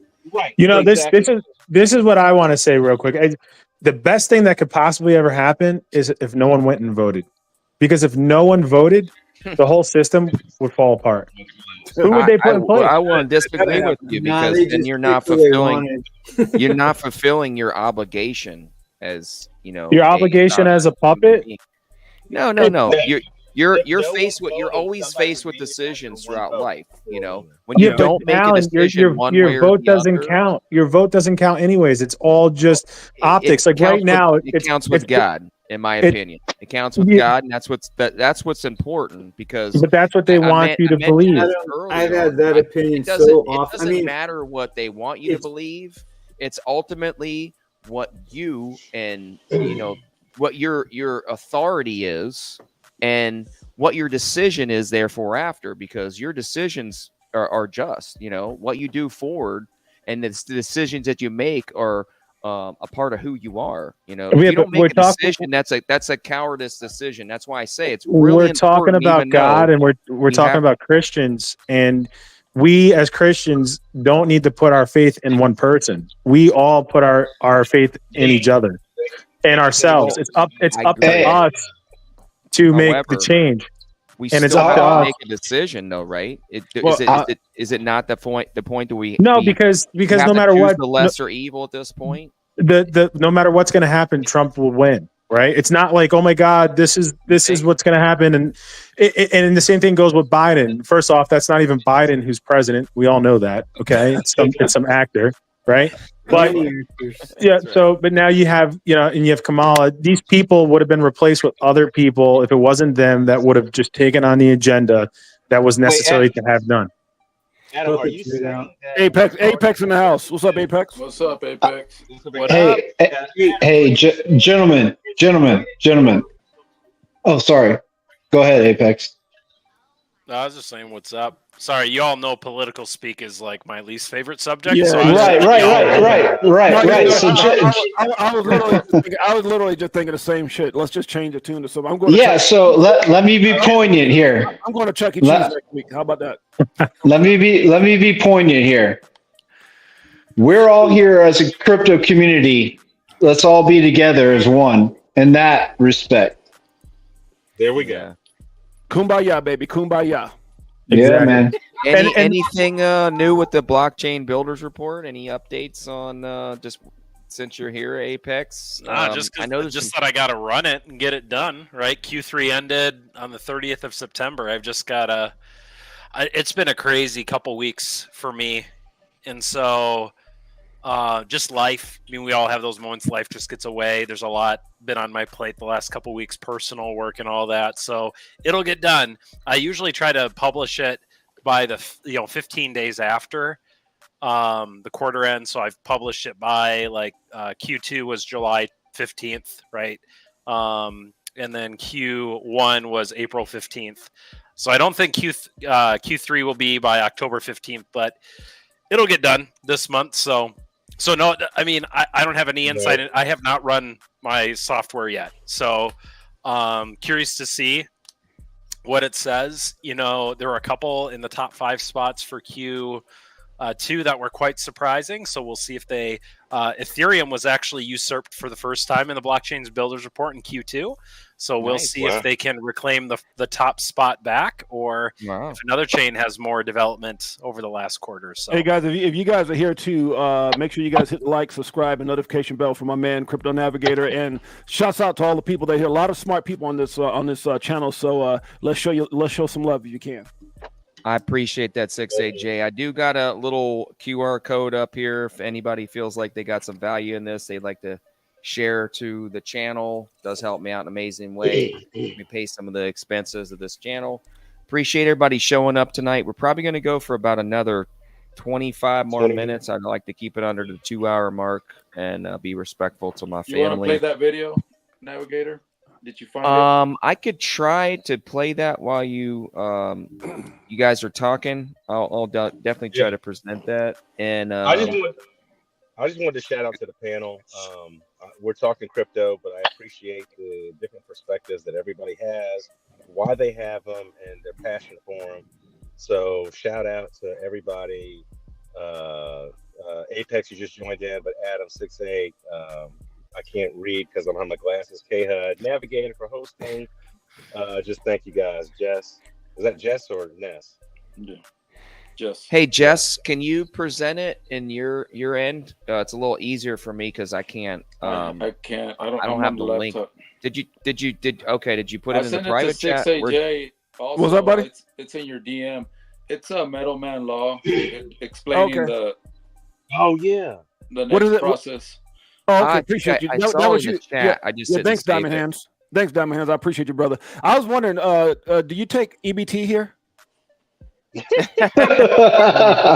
Hey, soon enough. Maybe. Never know. Hey, we do got some potential stimulus coming. Hey, we got to have a little right fun now, guys. All this serious is making my ass tight. Y'all got to have a little fun in here. Yeah, levity is beautiful. Stimulus. You guys heard about that, right? China's talking stimulus for their. They've already pumped stimulus in the last quarter, I believe, but they're talking more. Yeah. I've heard. And side note, with currency, you guys also need to look at the Iraqi dinar and what's going on with that country. It's absolutely amazing. Yes. What is it? Yes, reevaluation coming soon for that. We also got a 50 basis points cut that's probably coming. So yeah, things are lining up. Wish a Cypher would come on tonight. I would love for him to have some time to kind of drop some gems. He's been sharing some really good information in his stream. I was hoping I would be able to get him to share a couple nuggets. There's a lot of narratives being pushed. There's a lot of projects that have come out of nowhere that have pumped like amazing, like metal and a few other tokens that I was not even paying attention to. A lot of things that I was hoping to share tonight. Just a few other little tokens that people aren't really paying attention to that have made some strides. Like, I honestly did not think Solana was going to make it to where it is right now. And the amount of market cap that it was going to take over, like anybody would have guessed back in 2021 what Solana was going to do right now versus every other project. Like, I see Island Ghost in the chat. She's talking about working on a ADA project. ADA was like the forerunner, one of the leaders probably in the blockchain movement of where they were going to go, and some integrations and some new tech coming out. And now look where they're at right now. BNB was that chain for me in March 2020. I wish I would have bought BNB when it was $4 in March 2020. Yeah, we were using that to save money on the transaction fees on Binance. So I mean that was crazy, and not only that, but somebody got super rich off of Solana because when that whole Sam Bankman-Fried thing happened, at the same time, it's like a lot of FUD was being put on Solana. Solana got down to like $8 or something. I looked at it and said, "Oh my God, somebody's bought it." I bought quite a bit at that time, but I never thought it would. It could have went either way. But the fact is, how it rebounded in NFTs and meme coins, that shit's crazy. Crazy. Yeah, it's interesting because right now with all the integration with a lot of the stable coins that are coming out, all this talk with the RLUSD, the instability of Tether, now they were coming out and basically saying that everything, the treasuries are going to be basically tied in with that. So it's interesting how this is actually going to play out. Is RLUSD going to knock Tether down? Is it going to depeg them? Is the bonds going to just dump before then and just take it out regardless? Because if it's tied with bonds, let's face it, if the bonds go down, we start selling our bonds, the stable value of that coin is obviously going to go down because it's tied to the bonds. It's possible. What do you think about that, Adam? Because you know a little bit about bonds. Do you think? Well, with Tether, I think it's going to be a little bit more different. I think it's going to just be delisted because it's not fulfilling all the regulations that are necessary. They're going to start diving more and further into Tether and seeing that they actually aren't backed by anything, and it's all just hocus pocus. So you're going to have more exchanges dropping Tether, and that's how Tether is going to be depegged and destroyed. So, and that's also going to bring down the price of BTC eventually. They can't do it right now because they need it for the BTC bull run, but you'll see Tether completely destroyed after. Well, I think that's a great point. That's a great point. Tether's destroyed. Won't he just go into Circle Coin or the RLUSD? I mean, I think that's a great deal, Remy. But I think the panic and the fear that it's going to cause, because there's so many people who, they're looking for anything, and that's going to be a huge down. I think that's going to cause a huge downtrend, in my opinion. The problem is Tether, last I checked, it's the largest stable coin by market. So even if you have a collapse of Tether and people try to get out of it, number one, you got to find buyers for it, which is going to be really hard when it sell off if it depegs, right? Who's going to buy for pennies on the dollar a stable coin that's depegged, right? Just look at Terra Luna, right? They had their UST stable coin that got depegged, right? And people couldn't offload it fast enough. Well, Apex, remember when all that crap happened with Tether and USDC like a year or two ago? Remember when Tether dropped down to 80 something cents? Remember that? Yeah, momentarily depegged. 87 cents or something like that. But it freaked me out, right? So because I had so much, I had hundreds and hundreds of thousands of dollars in Tether. When I went to go look what it would be to get out of it, dude, I was like, "Oh hell no!" Like the amount of money, you couldn't find a buyer, bro. You couldn't. I'm just like, I can speak from experience. Like I would have lost so much money, And I was freaking out because I didn't know what to expect at that point. Now, it obviously bounced back, but it scared the crap out of me. So, and at that even point, if so then you have market dynamics where if you have a flight from Tether, there you don't like look at the liquidity of Tether. Like even USDC doesn't have the liquidity of Tether. So even if you say, well, it'll all go into USDC, well, USDC is still. I forget what the peg is. It's not. It's like 1-to-1 at Circle with not just cash. It's like also treasury bills and stuff like that. So it's not like they can just print it according to their distribution method and their reserves. And even Ripple USD, there's not even 1 million of it minted right now in the XRP ledger, right? And so you're talking billions. RLUSD? Yeah. Yes. No, I thought there was more than 1 million already. I thought they. I don't know, but it's not billions. It's not tens of billions like Tether.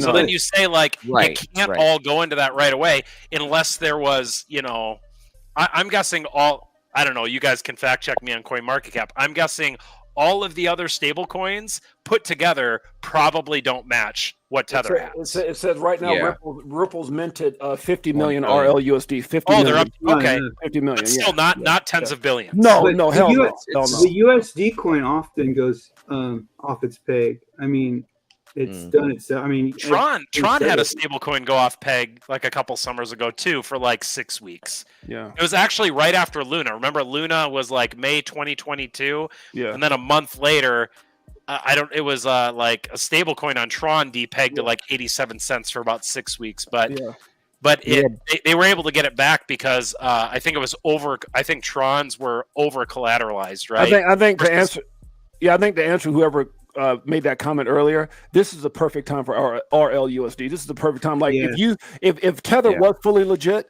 I mean, fully compliant with MiCA and everything else, and obviously I don't know everything about USDC, but if it was a perfect world, they would be coming in trying to just get in where they fit in. But the fact that is a possibility, and a lot of people are concerned with that, I think, and people seeing how Ripple does, everything they've been doing is in the sense of being compliant with everything. I think that's going to bring a lot of liquidity, a lot of money into RLUSDC. RLUSDT. So I think it's perfect. Jay, you're absolutely right, Jay, and Apex, great breakdown on that. But it's like the family offices right now, what they're looking at, and it's running in tandem. If people aren't really watching it at this level, is digital currencies and traditional currencies. So they're fluctuating, but almost equally on a polar equation. So it's funny that you mentioned everything about the bond market, Alan, because when the Japanese bond market goes, that's when the S&P and all the regular currencies or traditional currencies will go. At the same time, you're already going to see the cryptocurrencies go. So everything's going to crash and burn as one. And that's why they always correlate XRP and Ripple as the phoenix rising from the ashes.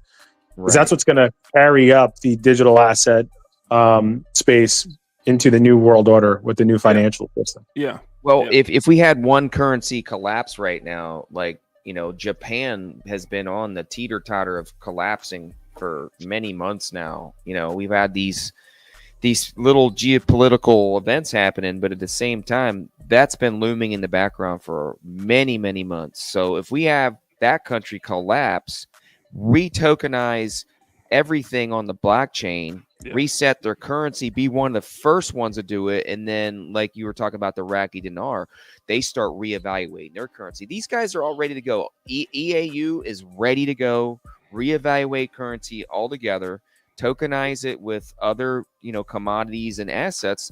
We're hearing all these countries doing gold. Gold had its nice little run.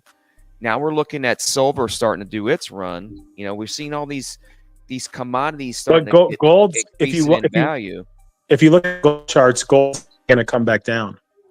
So gold's going to come down, and then the US dollar is going to spike back up in valuation. Yeah, because we got gold derivatives are already going down.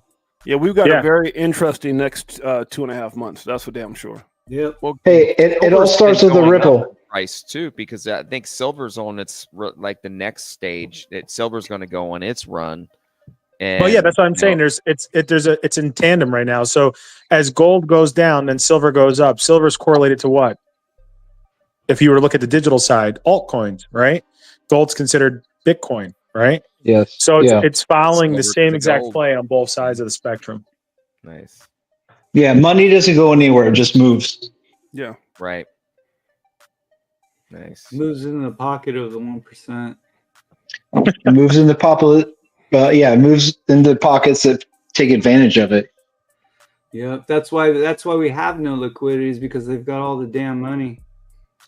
Now, Yeah. what I find is going to be funny and interesting is after this bull run, let's say everything goes to the appellate courts and it gets pushed to, let's say even with Trump wanting to get rid of Gary Gensler and whatnot, let's say it still goes to Supreme Court and it gets pushed out to 2026. That's like the perfect time horizon for XRP to come into play. Mm-hmm. Yeah. I mean, might help Japan too out. A lot. Yeah, I don't disagree. And in the meantime, we're still going to get some kind of speculative bull run. Take some profits, brothers. Yes, good call. I mean, they're saying I know you're talking about Fibonacci. I was just watching some Dark Defender or something, and it's hit or miss with it, but he's saying $7 before the end of the year, which looks pretty good. You talking about for what, XRP? For XRP, yeah. So, but sorry guys, I had to step away for a second. My window's like flexing. What I'm interested in is how these ETFs by Bitwise and Canary are going to play out. That's very interesting to me. Yeah. Gary, what will Gary say? In the short term, in the short term, I'm wondering how they're going to play out. Yeah, because if they get approved, that could just keep bringing in, more and more applications. But if they don't, then obviously it just puts us in a Well, I think it's the people behind these smaller. Who is the CEO of Canary is Adam. He's connected to someone big, right? Yeah, but he is. But I want to say this too about the whole ETF thing. I just don't see it happening, guys. Because why would they go through all this clarification to make XRP not a security, then to create a security based on XRP? Yeah, right. Well, Ripple stock is a security. So yeah, but that's in regards to the company Ripple. That has nothing to do with the asset itself, XRP. What they're talking about is correlating a ETF based off of the asset XRP. Yeah. Yeah. I still see between 10 to 20 by the end of the year. By the end of the run. Oh, in the run. No, I got you. This bull run. This timeline. This is a question. I don't really do a lot of price. The timeline is that like mid 2026? I'm just trying to figure out when they say cycle all the time. I mean, their cycle. Third quarter of 2026 is going to be the end of the bull run. Okay, like June or so. 2026. It's probably September. September is going to probably be the end of September to the beginning of October will be the end of the bull run. Mm-hmm. And then we're going to see the major downturn to the Great Depression 2.0. Gotcha. Now, another thing is this. A lot of people are talking about selling out and liquidating some of their XRP. But just from what I'm hearing at my level in the back end through the family office network, you're not going to be able to buy back in the XRP once you sell. No, because it's no way. It's going to be labeled as an ESDR. You're not going to be able to hold it. But you can put it into RLUSD and just keep it there instead of the US dollar by that time, you think? Well, you never sell your whole bag anyways. No. Yeah. No. So you can take. What's up, G? What's up, G? What's up, everybody? G. Why would you sell all your XRP? We're literally gonna get paid every time people are gonna No. Alan, I agree. I'm just saying, like, think about what you really want to sell. Even me, like, I have a huge bag, but it's like at the end of the day, do I even want to sell 5 of my XRP, knowing as to where it's going to go and what its utility case base is going to be? I think every situation really. That's all. I think the better narrative is just, what I always try to tell people is, man, just have a plan, because Adam's plan is not going to be Apex plan, exactly. Because when you start 100%, when you start beautiful when you start telling people what to do and what not to do, that gets you in a lot of trouble. So I on my show, I try not to say do this and do that. I always say, look, man, even when I share my plan, number one, have a strategic plan. Strategic means that it can change based off of how things play out. Number two is do your own research. Don't listen to anything any of us have to say. We're not in charge of your family or your financial situations. Number three is control your emotions. Number four, learn to take profits. And number five, focus on your why. So that's a better thing to say than I don't do price predictions, and I never tell people what to do because somebody might need to sell a certain percentage and that's up to them. So God bless you. And if you need guidance, then that means you're not in the best position possible. You need to get back and follow those 5 steps and get a better plan. That's all it's to it. Nobody here should be telling anybody what to do with there. Yeah. Yes, I agree with that. Totally. I'll be selling some this bull run, I will say. Look, I already sold. I'm not embarrassed. I sold $250,000 my goddamn XRP when it hit 92 cents, but I got it at I sold it like 88. But that's different because of when I got in with that bag. So $250,000. Not even that's a small percentage of what I got, but at the end of the day, it was just something I did because my thought process was, okay, if I do that, then I can buy back in, which I bought back in, right? At certain when it got back down to 40-something cents. So you just got to have a plan, man. Sometimes selling doesn't mean you're selling to spend. Sometimes selling a small percentage is just so you can reposition yourself because there are going to be dips, right? So and that's why I keep the bigger part of my bag for, hey, if we get to a certain amount, like you say, if you sell at $5 something, then hey, it's going to retrace. And so everyone, that's just my way of doing things. And it's how myself and a lot of my friends have increased their positions. When you hear so many people that got XRP bags in the millions, well, how did they do that? Not everybody started with millions, but they had exit strategies. Hey, where did your friends hang out? No. Hey, I tell you why I hang out, and I got 40 of them waiting for your ass over here. You know what I'm saying? No, Jay, you couldn't have said it better. I tell everyone, even with Alan, diversify. That's why I said Iraqi dinar. You could level up that way and then buy back into XRP, silver, gold. And then also there's other digital assets to buy into. But I just have this funny feeling in my gut, and I like to trust my instincts that, once it's labeled an ESDR, it's just going to be like back during the early 1900s when they said, if you're holding gold, it's considered a legal tender and you need to turn it into a local bank.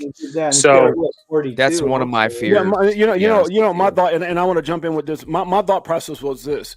If I could sell a small percentage at, let's say when I was telling you the $250,000, and then all of a sudden you buy back in, I'm able to buy back in for the same amount that I had, right? Not the $250,000, but to put that back, and then I've got a couple of $100,000 in my pocket. So that's what I'm saying. Like, people just have to have a strategy in what they're doing. It's not that. Yes. Yeah, you just gotta have a strategy, bro. Whatever works best for you. Whatever works best for you. Yeah, for sure. Someone's dog's commenting on the XRP. That sounds like Cujo. Is that Cujo? He's saying yes too. He wants to know what Apex is drinking. Right. Hey, what kind of dog is that? Oh, Modelo juice. Great Pyrenees. There you go. What is it? A Great Pyrenees. Well, I'm having a big old white adult beverage. Big old white fluffy dog. Okay, that's right. Sorry, random. Alan, you doing all right with the hurricane, bro? I mean, you're obviously doing fine, right? Things going well for you? I am watching my window every few minutes while I look up. If you guys see me look up to the corner, I'm looking at my window, making sure it's not flexing too much right now. You want to make sure Kamala Harris is in zone or no? I can look to my left and see the outside. I'm walking outside. It's about 40-mile winds. 40 right now at your house, K-Hud? Yeah. It's not too bad. A little stronger, I think, where I'm at right now. Shouts out to Steph's dog. She wanted me to send a shout out to her dog. Shouts out. I saw Kamala flying around on a broomstick earlier. That's funny. Hey, we're into it. So funny, man. I've always been so reluctant to talk politics on my. And again, my show's only been around. I've been around Crypto for Life for 22, maybe 23 months, not even 2 years now. And I've always stayed away from it because, man, it's crazy. Like, I'll say stuff about, just the administration, the Democrats, or Kamala. Boy, people can be brutal. It's almost like you can't even share your opinion, especially when you're influencer, I guess what you want to call it, when you got your own show. But I just say, man, speak your truth, and the truth is the truth. And some people get mad at me from a nationality standpoint, or she's a woman, and I'm just like, dude, none of that matters. I don't care who I don't care who it is. None of that matters. That's the part that frustrates the shit out of me. It's not about gender or race or none of that crap. It's about who can. It's kind of like this. I've been a business owner for 25 years, and I always say this. There's some people that I've met in crypto I would never do damn business with. I would never fucking do business with. I always say the greatest thing about crypto, anybody can do it, but the worst thing about crypto is anybody can do it, and everyone's got a goddamn opinion. Everyone's got a goddamn opinion. So when I look at business, when you're talking about a country, now I'm sure Kamala could probably run a Starbucks or run some shit like that, but to run a country? A Starbucks? Yeah. You mean an escort lounge? Yeah. Well, look, I'm not gonna talk bad about it, man. I'm not trying to get. Hey, dude, look, this is streaming on my show, so all y'all, I didn't say that. I said, let me. I'm gonna tell you who's gonna win the election. Hey, Alan, we're at the 2-hour mark. What do you want to do? I know. I was thinking about it. Yeah, we got 881 people watching, guys. Beautiful, bro. Beautiful. Been a great real stream. Quick, 6AJ, I just want to say, look, I think it's good that you could talk about every single facet of things. And, if people get too emotional or they get too serious about everything, that's just ignorance coming in. People should be able to talk what they want to say. And, everyone has something to bring to the table. So, it's just ridiculous when politics kind of become like a religion or a cult. You know what I mean? I like to look at the facts. I always do. So whenever we talk about those type of things, I look at the factual information that stands there. And that's what you're supposed to look at. But look, Adam, last week I was on Crypto Navigator Show. Someone sent a DM to my YouTube saying that we took too long. I had somebody else send me a DM last week. No, listen, somebody sent me a DM that my music takes too long before I go live. I mean, people get mad because they're breathing. So you can't please every fucking body. It just is what it is. Oh yeah, exactly. It is what it is.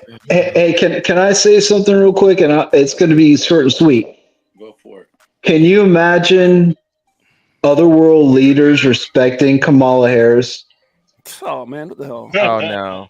They do, but she's typically on her knees when they're respecting her. You get it, right? Look, again, that didn't come from me.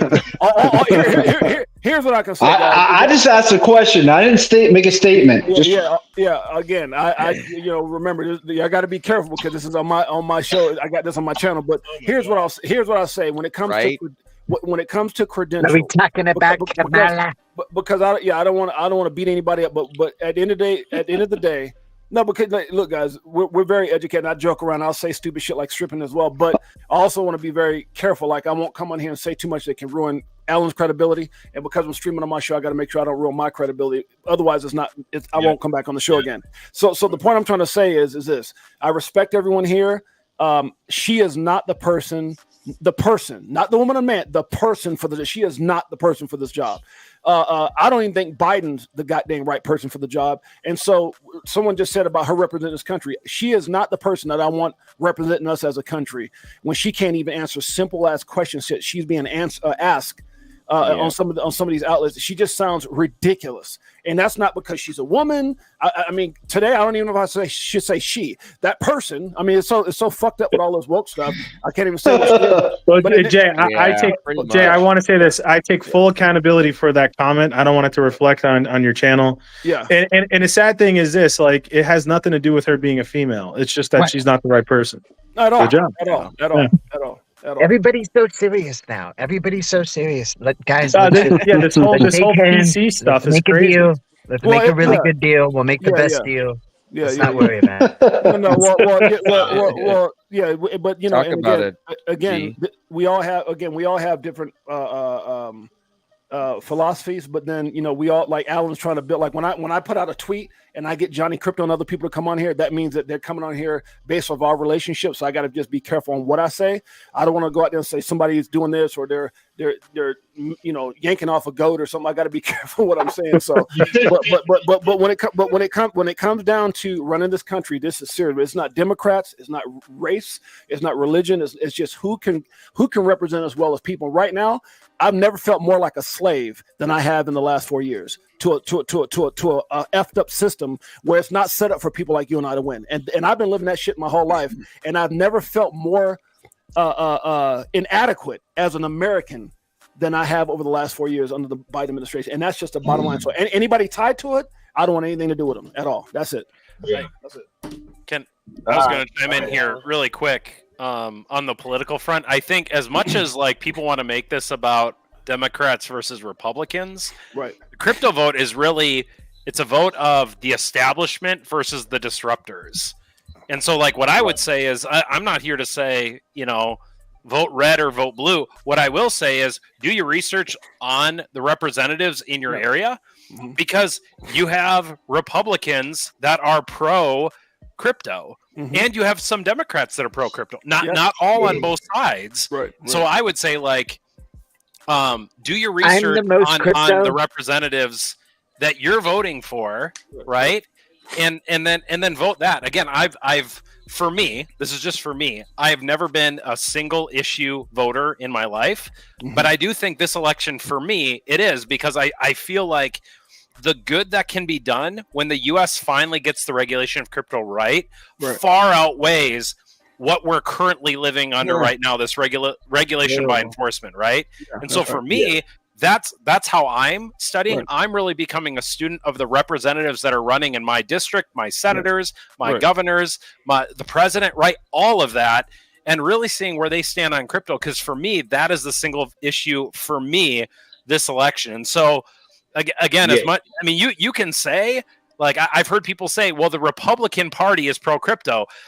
Not if you look at the voting record of Congress, of the incumbent. Like it really depends on who your representative is, and you will find establishment-oriented party members that are fighting crypto regulation, that want us to live in this ambiguity of not regulating it, right? Not bringing it in under the regulatory regime in both parties.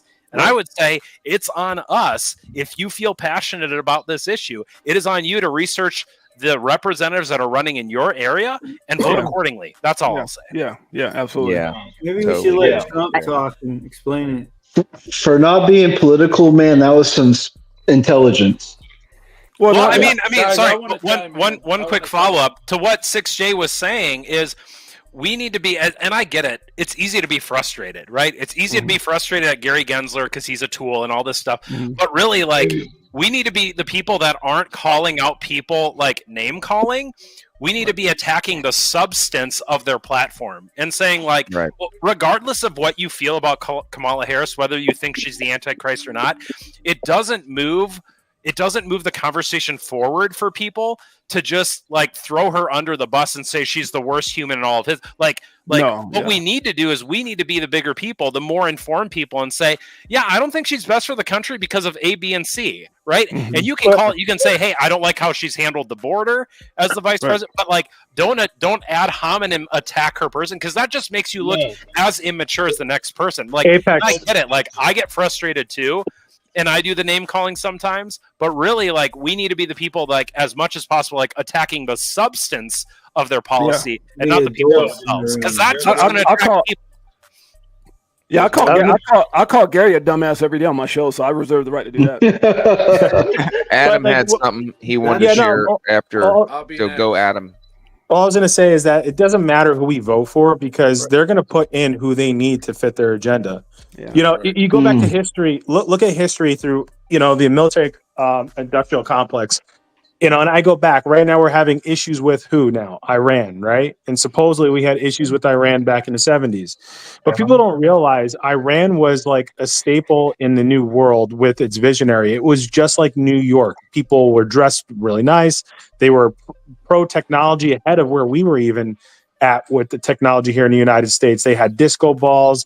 There are people dressed like Americans over there. They spoke fluent English. And then all of a sudden, the United States was like, oh, look, they have a nice reserve of oil. So we went in and we brought them back to the Stone Age, and we put in, people that were ran from our government system in their politics. So they had a democracy then that was ran out of the United States from Washington, D.C. So it wouldn't have mattered who was in office at the time. The United States still went forward and did what they want because they needed to have controlled opposition, right? They needed to have the boogeyman or the bad guy out there. And so everything that happens will happen no matter what. They'll just figure out who they need or who they want. And the whole thing with voting too is it's to make you think that you have a choice. You go there to the voting booth and say, "Oh yeah, I'm going to press this vote." But what's actually and that's the point. That's the fucking point right there. Yeah, that's what. And here's the problem that I got too. Going off of what Adam says, it's just that here's the problem I got with the U.S. right now, the government and the SEC. They haven't gotten it right, and they're not trying to get it right. That's the fuck. I mean, if I could dumb it down, they haven't got. They let Sam Bankman-Fried get away with all that shit, and they still won't reveal who got paid with the money. Yeah, people are getting paid back. We still don't know who got paid in the government, and then. You're attacking. Let's 6AJ. Look at who his mom was. His mom was running the Democratic. I get that. I get that. But then you got good ass companies like Coinbase and Ripple, and you're every moment you get, you're trying to fuck them. And that to me, when I look at Argentina, when I look at some of these other countries, you're not even trying to do the right thing. You're not trying to give any clarity. So we're in it's part of the show. It's part of the show, but that's the part that I feel like we should be upset at because that just shows us. That just shows that this is all correct. But Ripple is part of them as well. Circle's part of them as well. Like they're there to make it look like they're the good guys, but they're just going to be the front runners of what the new global elite agenda is going to be. No, so I get the deep thought. I get the deep thought, but just to dumb this shit down, that pisses me off because at the end of the day, it's fucking us, the people who are trying to get behind these companies, are trying to get behind this technology, and those of us who are we shouldn't be sitting there worrying about them trying to get us out or shake us. I mean, it just shows us how effed up the system is. I know it's the reality. We can keep debating and get all technical, but at the end of the day, that's the part that pisses me off. Is that they're hurting the American people, and for them to keep saying that Gary Gensler doesn't have the power. Well, he sure as hell seems like he got the power, even though he's a puppet. Yeah. And I know that people above him and they're all puppets, whatever, but that's the part that's so fucking irritating. This guy should not be able to do the things that he's doing, and he's doing it. So that's not emotional about my portfolio. It's just a fact. That part pisses me off. How's this guy? The rich are manipulating the game so they can get cheap. And we got to be like them and get it cheap too, and be thankful every day that we're having sub $1 XRP. And I agree with GOP. I always say what GOT is saying. I always say this for those people who miss Bitcoin because it happened. I think this whole fiasco is a great blessing in disguise for people who haven't. Somebody made a comment the other day. They're like, "Oh, we've been waiting for 7 years and we've been getting fucked for 7 years." And they were saying somebody said something like, "Yeah, hey." And we just got in and we ain't been doing none of that shit. So that's really what it's about, is that all these new people get to get in without all the crap that we've gone through for 7 years. They get to get in. And so that's why I said when that switch gets flipped, man, hopefully you're in position and you're not getting caught up in all this bullshit. Well, the main thing for this drag out of this whole, I wanted to say the thing is most people will be into Bitcoin though. That's the problem is what's going to happen. Most will be in Bitcoin, and then the flip of the switch all will the happen. Money are the baby boomers and the greatest generation. If anyone gets time, I tell people this: go on the Bank of International Settlements website. You could go through all their PDFs and you could download it. They talk about how COVID was initiated to basically get rid of the greatest generation and the baby boomers and start digitizing cash, getting people away from cash. The whole thing was all orchestrated. And, everyone's sitting here and they're buying into what the news has to say. And it just sickens me because I have family members that are extremely intelligent. I have friends that are extremely intelligent. They have their PhDs and whatever. To me, all that means is that you're further indoctrinated than any other person. Could you imagine right now? Let's say we are all caught up in this chaos, all this confusion, all this bullshit that the SEC is doing. Could you imagine if next week they drop regulations, or by the end of this year, you know how many people would be fucked? Because there's so many people that they've got scared right now that are sitting in meme coins or USDT or whatever the case may be. And if they drop regulations like you were saying that you can't buy XRP once you sell it, if that was to happen at a flip of the switch, there would be so many people that would be screwed and totally miss the boat if that happened like in the next 2.5 But months. Jay, they're going to do it. It's going to happen, but they're going to drag it out, and they're going to drag it out in BTC and Ethereum and all these other it's a coins. 2030 agenda. Yeah, exactly. So, what were you gonna say? I was just going to say, like, this has been the stalling point for the United States dollar to not collapse ever since, the 2008 crisis. We've been at this slow rollout of this blockchain intervention because, the dollar really collapsed in 2008. We've just been witnessing this slow conversion to this new financial system, and everything is facing a catalyst moment right now. Like, what's propping up the dollar? We have T-bills. Exactly. T-bills are popping up the dollar. So, yeah, all these things, we're pushing this complete emergence in this market of this new asset class because the dollar is, once it goes, it's going to take everything else down with it. I mean, I just want to add to that, Alan, is like, it's funny because, the greatest generation, if they're still alive, those people that are in their late 80s, early 90s, and so on. Then if you look at the baby boomers, it's so funny. Like, the greatest generation, they were here for, the Great Depression. They were children through that. So a lot of them should still be able to recall and have skepticism with their traditional financial systems and banks. But it wasn't even 100 years ago when, we had that Great Depression, right?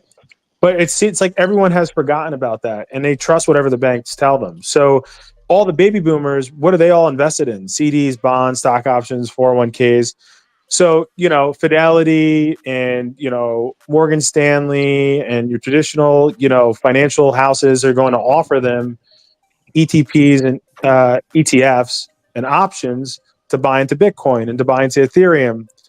And that's what they want. They want all that pension fund money, all that 401k money to be pushed into these assets. And you have to remember, pension funds don't need the pensioners' permission to invest in certain opportunities. So you're going to have the largest pension funds in the world, the Teachers Fund, NYPD's fund, FDNY's fund. All these funds are going to be investing into BTC and Ethereum because they're being controlled by the largest hedge funds out of New York. And then what's going to happen is they're going to collapse that system. And then that's when you're going to see XRP go from 52 cents or, $5 or whatever it is. How they're going to collapse it. How are they going to collapse what? Hey guys, I got to get out of here. Let me say what's up to much love to Crypto Navigator. Thanks for having me on. K Hud is my boy. Remy, thank you, my brother. DJ Jazzy, XRP, appreciate you. Real Diamond Hands, my brother from another mother. GDLT, appreciate you, man. Apex and Adam, thank you guys. Much love to you guys, and I'll see you guys. Peace out. Thanks, Good night, sir. All right, brothers. Good. What were you saying now? Well, someone was commenting. Adam. Yeah, I was just thinking how this could. No, but it was GLT, sir. Yeah, I was just thinking how it can turn around. Is there a way that by banks custodying BTC for there to be like a hack on the banks, and then the hackers end up owning millions of BTC, and then they end up having to create a certain regulation to what you're going to have is, like I said earlier, I don't know if you were on earlier, Cafe Laws, Green Accord, they're going to have to rewrite the code for BTC. But what they're going to do is they're going to collapse BTC with Tether. It'll just be XRP. Well, Jeb put up how much did Jeb put up to actually rewrite the code? See, it's very interesting. I'm going to stop after this. Jeb actually announced the amount of money that he would actually put up as another member of another part of innovation of blockchain to make them and help them innovate. It was Chris Larson. So, Chris Larson. Sorry, Chris Larson. Yeah, you said Jeb McKellar. Nobody. I apologize. Yeah, you're right. Thank you for correcting me. But nobody else stepped up and actually did that. Nobody from the community even stepped up and said they would put money to help the innovation of this. And we also had this week, them really. Matt Hamilton redeemed himself, dude. I'm very excited that he actually did that because he's got a lot of FUD in the community for so many years, but he redeemed himself against Da Vinci. He actually came out and stated the facts and just put it out there, didn't back down, handled himself very well, and literally destroyed the maxis because the reality is the reality. XRP was doing transactions for BTC because it was cheaper. That's Alan, you don't think Da Vinci has a huge bag of XRP and he's just front running everyone? Oh, freaking heck yeah, he does. Of course he is. Because so does so many other people in this asset class. Everybody's playing their part. I gotta get out of here. But I want to shout out to Navigator for doing this. K-HUD, Remy, Diamond Hands, GDOT, appreciate and Apex and Adam for this little bit of sparring. Appreciate it. You guys have a good night. Adam, peace out, Sean Thompson. Yeah, you got. Thank you, Sean. Sean, miss you, brother. Hey, we almost got 1,000 people tonight, Sean. Shout out to everybody listening. Dang. James, thank you for simulcasting tonight. I gotta get up. Sean, I might hit you up because when I'm gonna go pick up another vehicle. When I go pick up this vehicle, I'm gonna drive it down possibly, so I might have to stop in your neck of the woods to get a detail. Yeah, where are you coming down south from? No, I'm in Florida, but I'm saying I gotta go pick I have a vehicle that I had done up in the tri-state area, so I have to go. I'm thinking about doing a road trip. Yeah, dude, hit me up.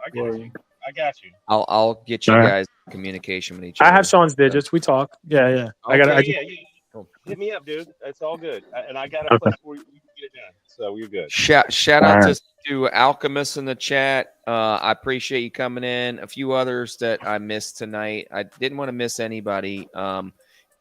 Garin King, I haven't seen you before, but welcome in. Janet, welcome in. I appreciate you. I didn't miss you either. And Tiller, I saw you, man. I appreciate you coming in. Anthony Wayner, good to see you, brother. Guys, we're going to go just a few more minutes. I normally just stick to the 2 hours, but I'm off tomorrow. It's hurricane kind of party day event, so not necessarily party. Shit, it got windy here. I consider it a party hanging out with you guys. Really appreciate everybody showing up tonight and being a part of this. Wow, we got 5 more to go. We got 1,000 viewers, man. This is amazing. I love after G's comment is hilarious, Alan. After these comments, what? Look at after G's show. Oh, right. So, right after G show. I didn't get to see G show. I was busy. Tyrone, I appreciate you coming in, brother. I saw you earlier, man.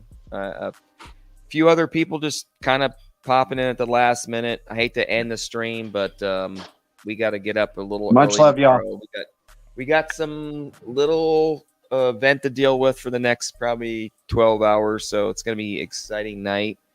Alchemist, I see you from Palau there, buddy. I'm sure you're having a great time. I hope to see you, man. I'm actually coming to Thailand when we moon.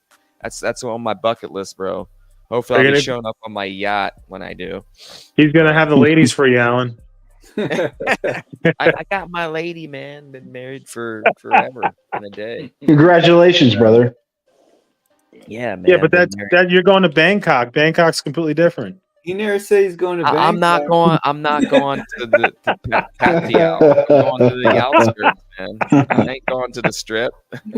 It's like visiting the Keys and going to Key West. You don't go to Key West if you got a wife and kids, man. You go to the outskirts of the Keys and you have a good time. That's how it is. I'm single, you, man. Hustle hard. I'm going. No. Amen. So, guys, I think I'm going to end the stream right now. We're almost. Oh, come on, one more. 1,099. 1,000. We got it. Oh my God, 1,001. Where are you seeing these numbers? Guys. I'm trying to look for them. Where do you see them? On my, I'll have to take a screenshot of this. This is incredible. Yeah, sure. I think the most we ever got in one stream was 490. So this is a new record, guys. I appreciate everybody. Well earned, Alan. Navigator. Get here. Navigator. Can I say something? Sure, I buddy. got a text from my buddy Jess Diamond Hands, and he was just going on the topic that you were earlier. It had to do with the politics. I mean, if you have time, it's just a quote. Is that okay? Yeah, go ahead. Go ahead. Okay. All right. So you were talking about how God chooses who he puts into office, and that's Kings true. and power, correct. Backed up by the Bible. And according to Romans 13:1-3, it says, "Let everyone be subjected to the governing authorities, for there's no authority except that which God has established. The authorities that exist have not been established by God, for rulers have no terror for those who do right, but for those who do wrong. Do you want to be free from fear of the one authority? Then do what is right, and you will be commended." And, Adam was earlier saying that, evil pretty much rules the world, and he's right. Jesus said that the prince of this world is the devil, but God is in control, and he allows, what is to happen. So I just wanted to back that up from what was sent over to me from Jess. Thank you, Remy, for reading 100% back, Remy. I mean, I tell people that all the time. I think the hardest thing for a lot of humans and ourselves is, we all come from, heaven, and we want to have heaven recreated here on earth. Yeah. And unfortunately, that's not what this world is made for. We're here to experience emotion.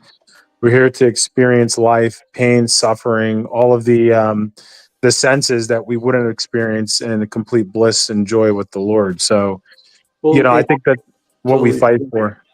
Well, it's true, but there, the Lord did say to come out of the world, and he says, what does Satan have to do with God, or what does good have to do with evil?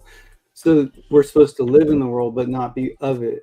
And the whole thing about being separated or saved is to come out of what you were, because you're in need of that, and to come to Christ Jesus for salvation. And then through him, his perfect sacrifice, then you stand in the presence of God and angels. But otherwise, he who believes, goes on, so to speak. I don't want to cause a bunch of rift, but I did want to. No, man. Just just share your heart, Remy. We're all community here. We're all family. Not everybody's going to believe everything we're talking about. That. We experience everything, and that's the whole thing about the governing body of who God allows, is that life isn't just about getting rich or having fun, or it's also about sometimes going through struggle to find him. I mean, the Beatitudes, the first Beatitude is, blessed is he who is poor in spirit, for they shall inherit the kingdom of heaven. A person has to realize that they have a need for God, for Jesus, before they can actually move toward him. If we have no need for him, what good is if everything goes our way and we go to hell? It's better if we had it hard, if we were oppressed, and we went into heaven.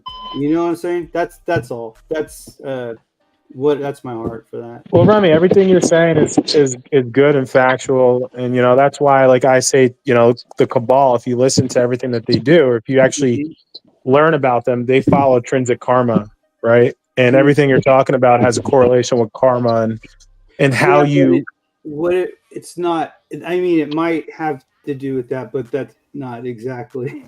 No, I'm not. I'm saying if you're going down to the actual breakdown of the Bible and everything like that, of course not. But I'm saying overall, 50,000-foot view, it's all about how we live our lives, how we impact others, and always trying to do the right thing, right?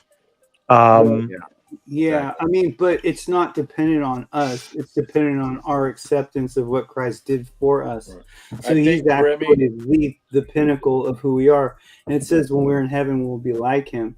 But you couldn't go into a perfect place. It says that all our righteousness but filthy rags. And I think the literal interpretation is like menstrual rags. It's dirty, but with him, we're made clean. And that's just if you believe in God, or the Bible. It's just it's what God says.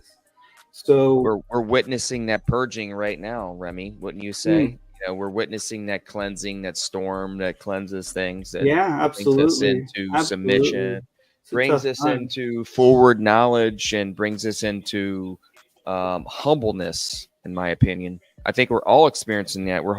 We have experiencing a speeding up of time, and I think most of us, if we really evaluate the last few years, we have experienced a speeding up of time and a higher enlightenment of what's really going on with the world. Like, we talk about people waking up and people experiencing things that they were complacent on or they had put and suppressed for a long period of time. I think people are starting to realize that, things are not the way they seem, and that we need to trust our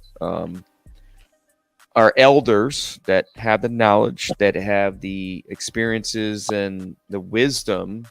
And I think a lot of people are doing that. So it's great to see that people are waking up to the fact that things aren't really the way they seem, and to be more aware and test all things and trust in God. So it's great. Yeah, well, guys, listen. Like Adam was saying, though, just to make it real quick, I think he really gets to the, to what the way that it actually is with the whole system. And I know that he was saying that don't vote or whatever, but he's in a sense, he is correct, because the only way to change something is to not participate sometimes.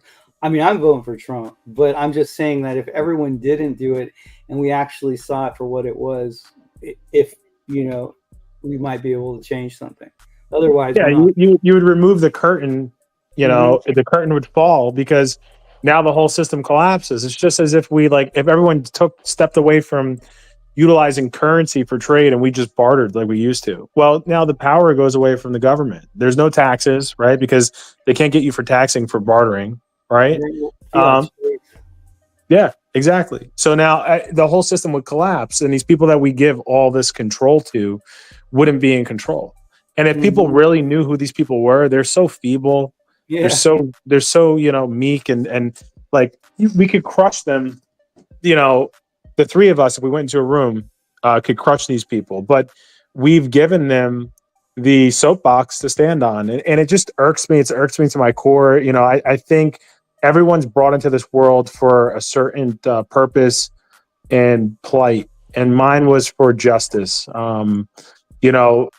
Factual justice, not, let's speak the truth. Let's find out what's really going on and let's fix it. You know what I mean? Let's try and do something about it to fix it. Let's not perpetuate the bullshit, as they like to say. Alan just dropped off. I guess the storm got him. Can you guys hear me? Okay. Yeah, can you hear me? Yeah. Good. I really appreciate your knowledge and how you talk, and I agree with a lot you say. I couldn't hear you. You broke up, brother. Oh, I said I agree with a lot of the things that you say, and I appreciate your knowledge. Me too. I appreciate you guys. I mean, I'm not looking for any pats on the back. That's not what this is about. I just really want the best for everyone. Right. And I've had the privilege to be around a lot of very successful people, not including my clients that are very wealthy, but my own family members that are in very high positions. And, it bothers me that people are too worried about being in their ivory tower and complaining about what's wrong with the world instead of coming out of their ivory tower and doing something about it. You know what I mean? And everyone else that's in their ivory tower will look away from the injustice that's in the world just because they don't want to rock the boat so that they could keep their position in life. They want to keep their membership at their country club. They want to drive around in their Rolls Royce. They like to have their 3 homes all around the world and, have a private charter for airfare and whatnot. And, to them having that, and it scares them to lose that more than anything to, fix the world. Yeah, I totally agree. But we live for a God that has streets made of gold. So nothing here can compare to that. Exactly. I just want to say that all this is by design. All the hate, all the fighting, the division. There's a new podcast that Joe Rogan did, Kaylee Means and Casey Means, and they talk about the food industry, how they're just poisoning us, and that bleeds into the medical field so that they can treat us. So yeah, I highly recommend that podcast. Y'all go watch it. It's one of the new ones that Joe Rogan put out, but it really explains that they're targeting us to destroy us, to profit them. Exactly what Adam is saying. Well, I mean, if you look at Carnegie Mellon and you look at John D. Rockefeller, they came out with the petrol system, and the whole food industry was built off of the petrol system. The food pyramid that we know it is actually upside down. In all synthetic medication, the reason why they call it synthetic is because it's based off of alchemy, which is true medicine that's made in the wild, herbs and medicines such as, plants and stuff like that you could take to cure yourself. They took a spin on it and created a composition of synthesis through petroleum products. So the whole pharmacology is made off of petroleum. If you look at the medical system and you look at their symbol, it's a snake around a shaft. Why is that? It's evil symbolism, because you're not really being. The staff also with the snake on it was when Moses was in the desert, and he said people were getting bit by snakes, and he held it up. And I know it's a Hippocratic oath they take in front. I forget the name of the snake. But the snake does represent in Christianity Jesus also. I'm not comparing. I was just thinking of that, but it could not be neither here nor there with the way they use it. Well, yeah. So what I was going to say was when Moses raised his shaft, he actually was,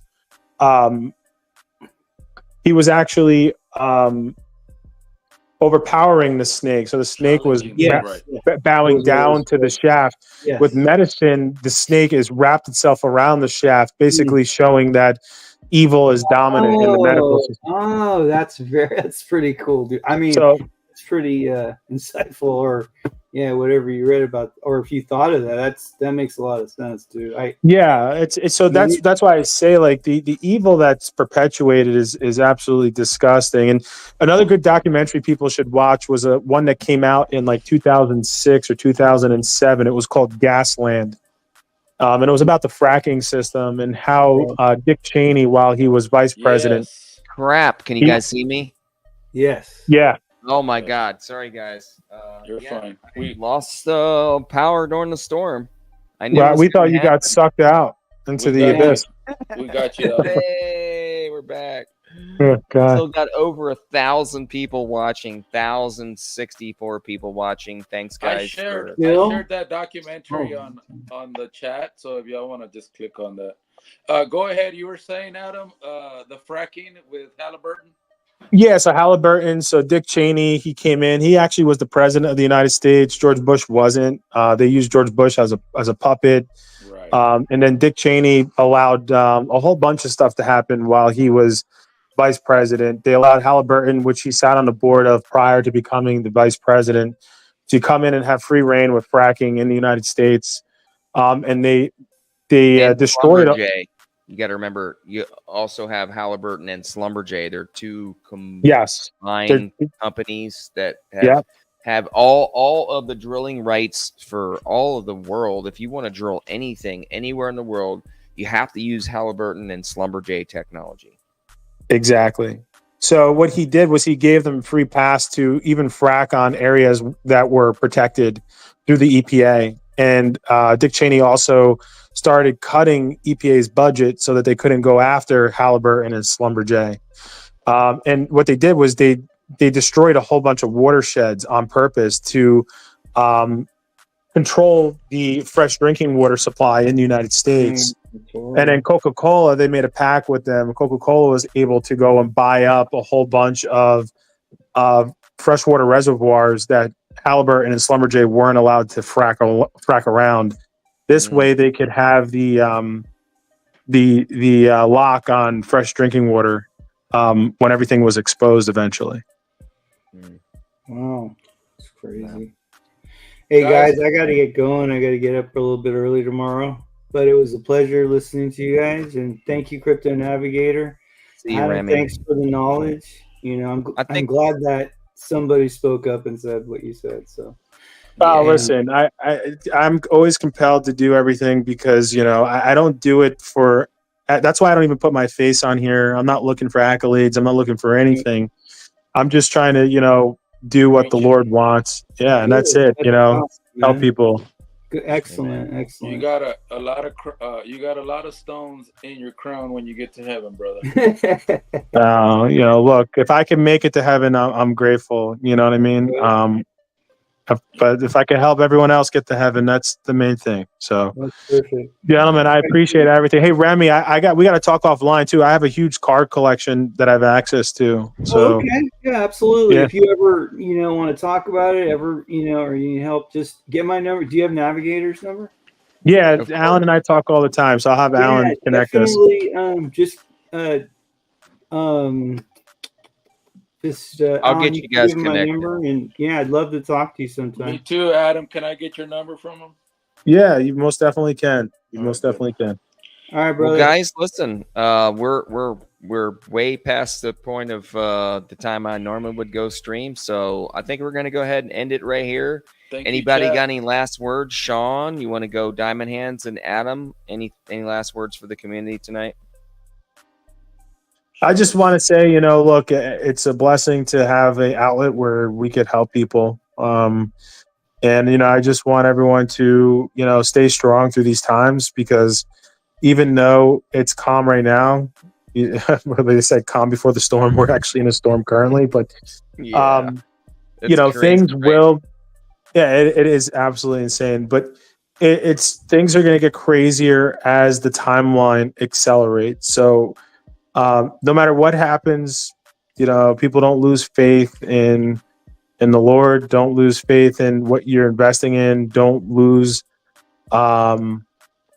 your position. Hold strong. Do what you have to survive and take care of your family. But know that there is a way out of the situation. And listening to people like Alan and all the other people that are on the show will hopefully give you the guiding light to get to the promised land. Amen. That's it. I appreciate that. Sean? He had to dip earlier, Alan. I think yeah. I think he just stayed in. Mel, you got anything, bro? I just want to thank the chat and everybody that came over from 68J. If you can subscribe, if you like the show enough, just hit that subscribe button. That'll put Alan way up there. I appreciate it. I don't know if we still have 1,000 people. If we do, I pray for all of you guys. More. And I just pray that that your head is right, your heart is right, and God will take care of the rest. Don't worry about all the commotion, all the nonsense. Everything is by design. They want to destroy us. The devil is here to kill, to steal, and to destroy. And Jesus came to give forever eternal life. So, and we have those choices every day. We don't depend on this world. We depend on God, because even before we had assets, when we struggle in life, you always have to go to Jesus for whatever, cancer or financial, divorce, deaths, whatever. So that's what you have to hold on to as my belief. Whatever everybody else believes, that's up to you. But that's what keeps me sane and calm and focused. And I know that there is a heaven, and the streets are made with gold, and nothing here matters to me but my family, obviously. So that's what I have to look forward to, guys. That's why this really doesn't matter. It's peanuts. Amen. Thank you, guys. Amen. Temporal times, guys. Thank everybody for being here tonight. I really appreciate everyone that showed up, and thanks 68J for bringing your community over to the stream, and most community I'm in with every day. Really appreciate everybody being here. 1,000 people in the stream tonight. Wow, I'm blown away. I'm humbled, guys, that you appreciate the time that each and every one brings to the table and spends here with the community. And I love the community chat and all the knowledge you guys drop in the chats as well. I'm sorry I couldn't share as much as I could. It's kind of hard keeping up with it. But listen, I'm going to end the stream tonight. Really appreciate you guys. Look forward to seeing you on next Wednesday. Thank you, Adam. Thank you, Sean. Thank you, Diamond Hands. Thank you, 68J, G, DLT, and Remy, and Sean, and many others have come on tonight in the chat as well. Appreciate you guys. Gonna go ahead and end the stream. Have a good night, everybody. See you guys on the next stream. Peace. Crypto Navigator out.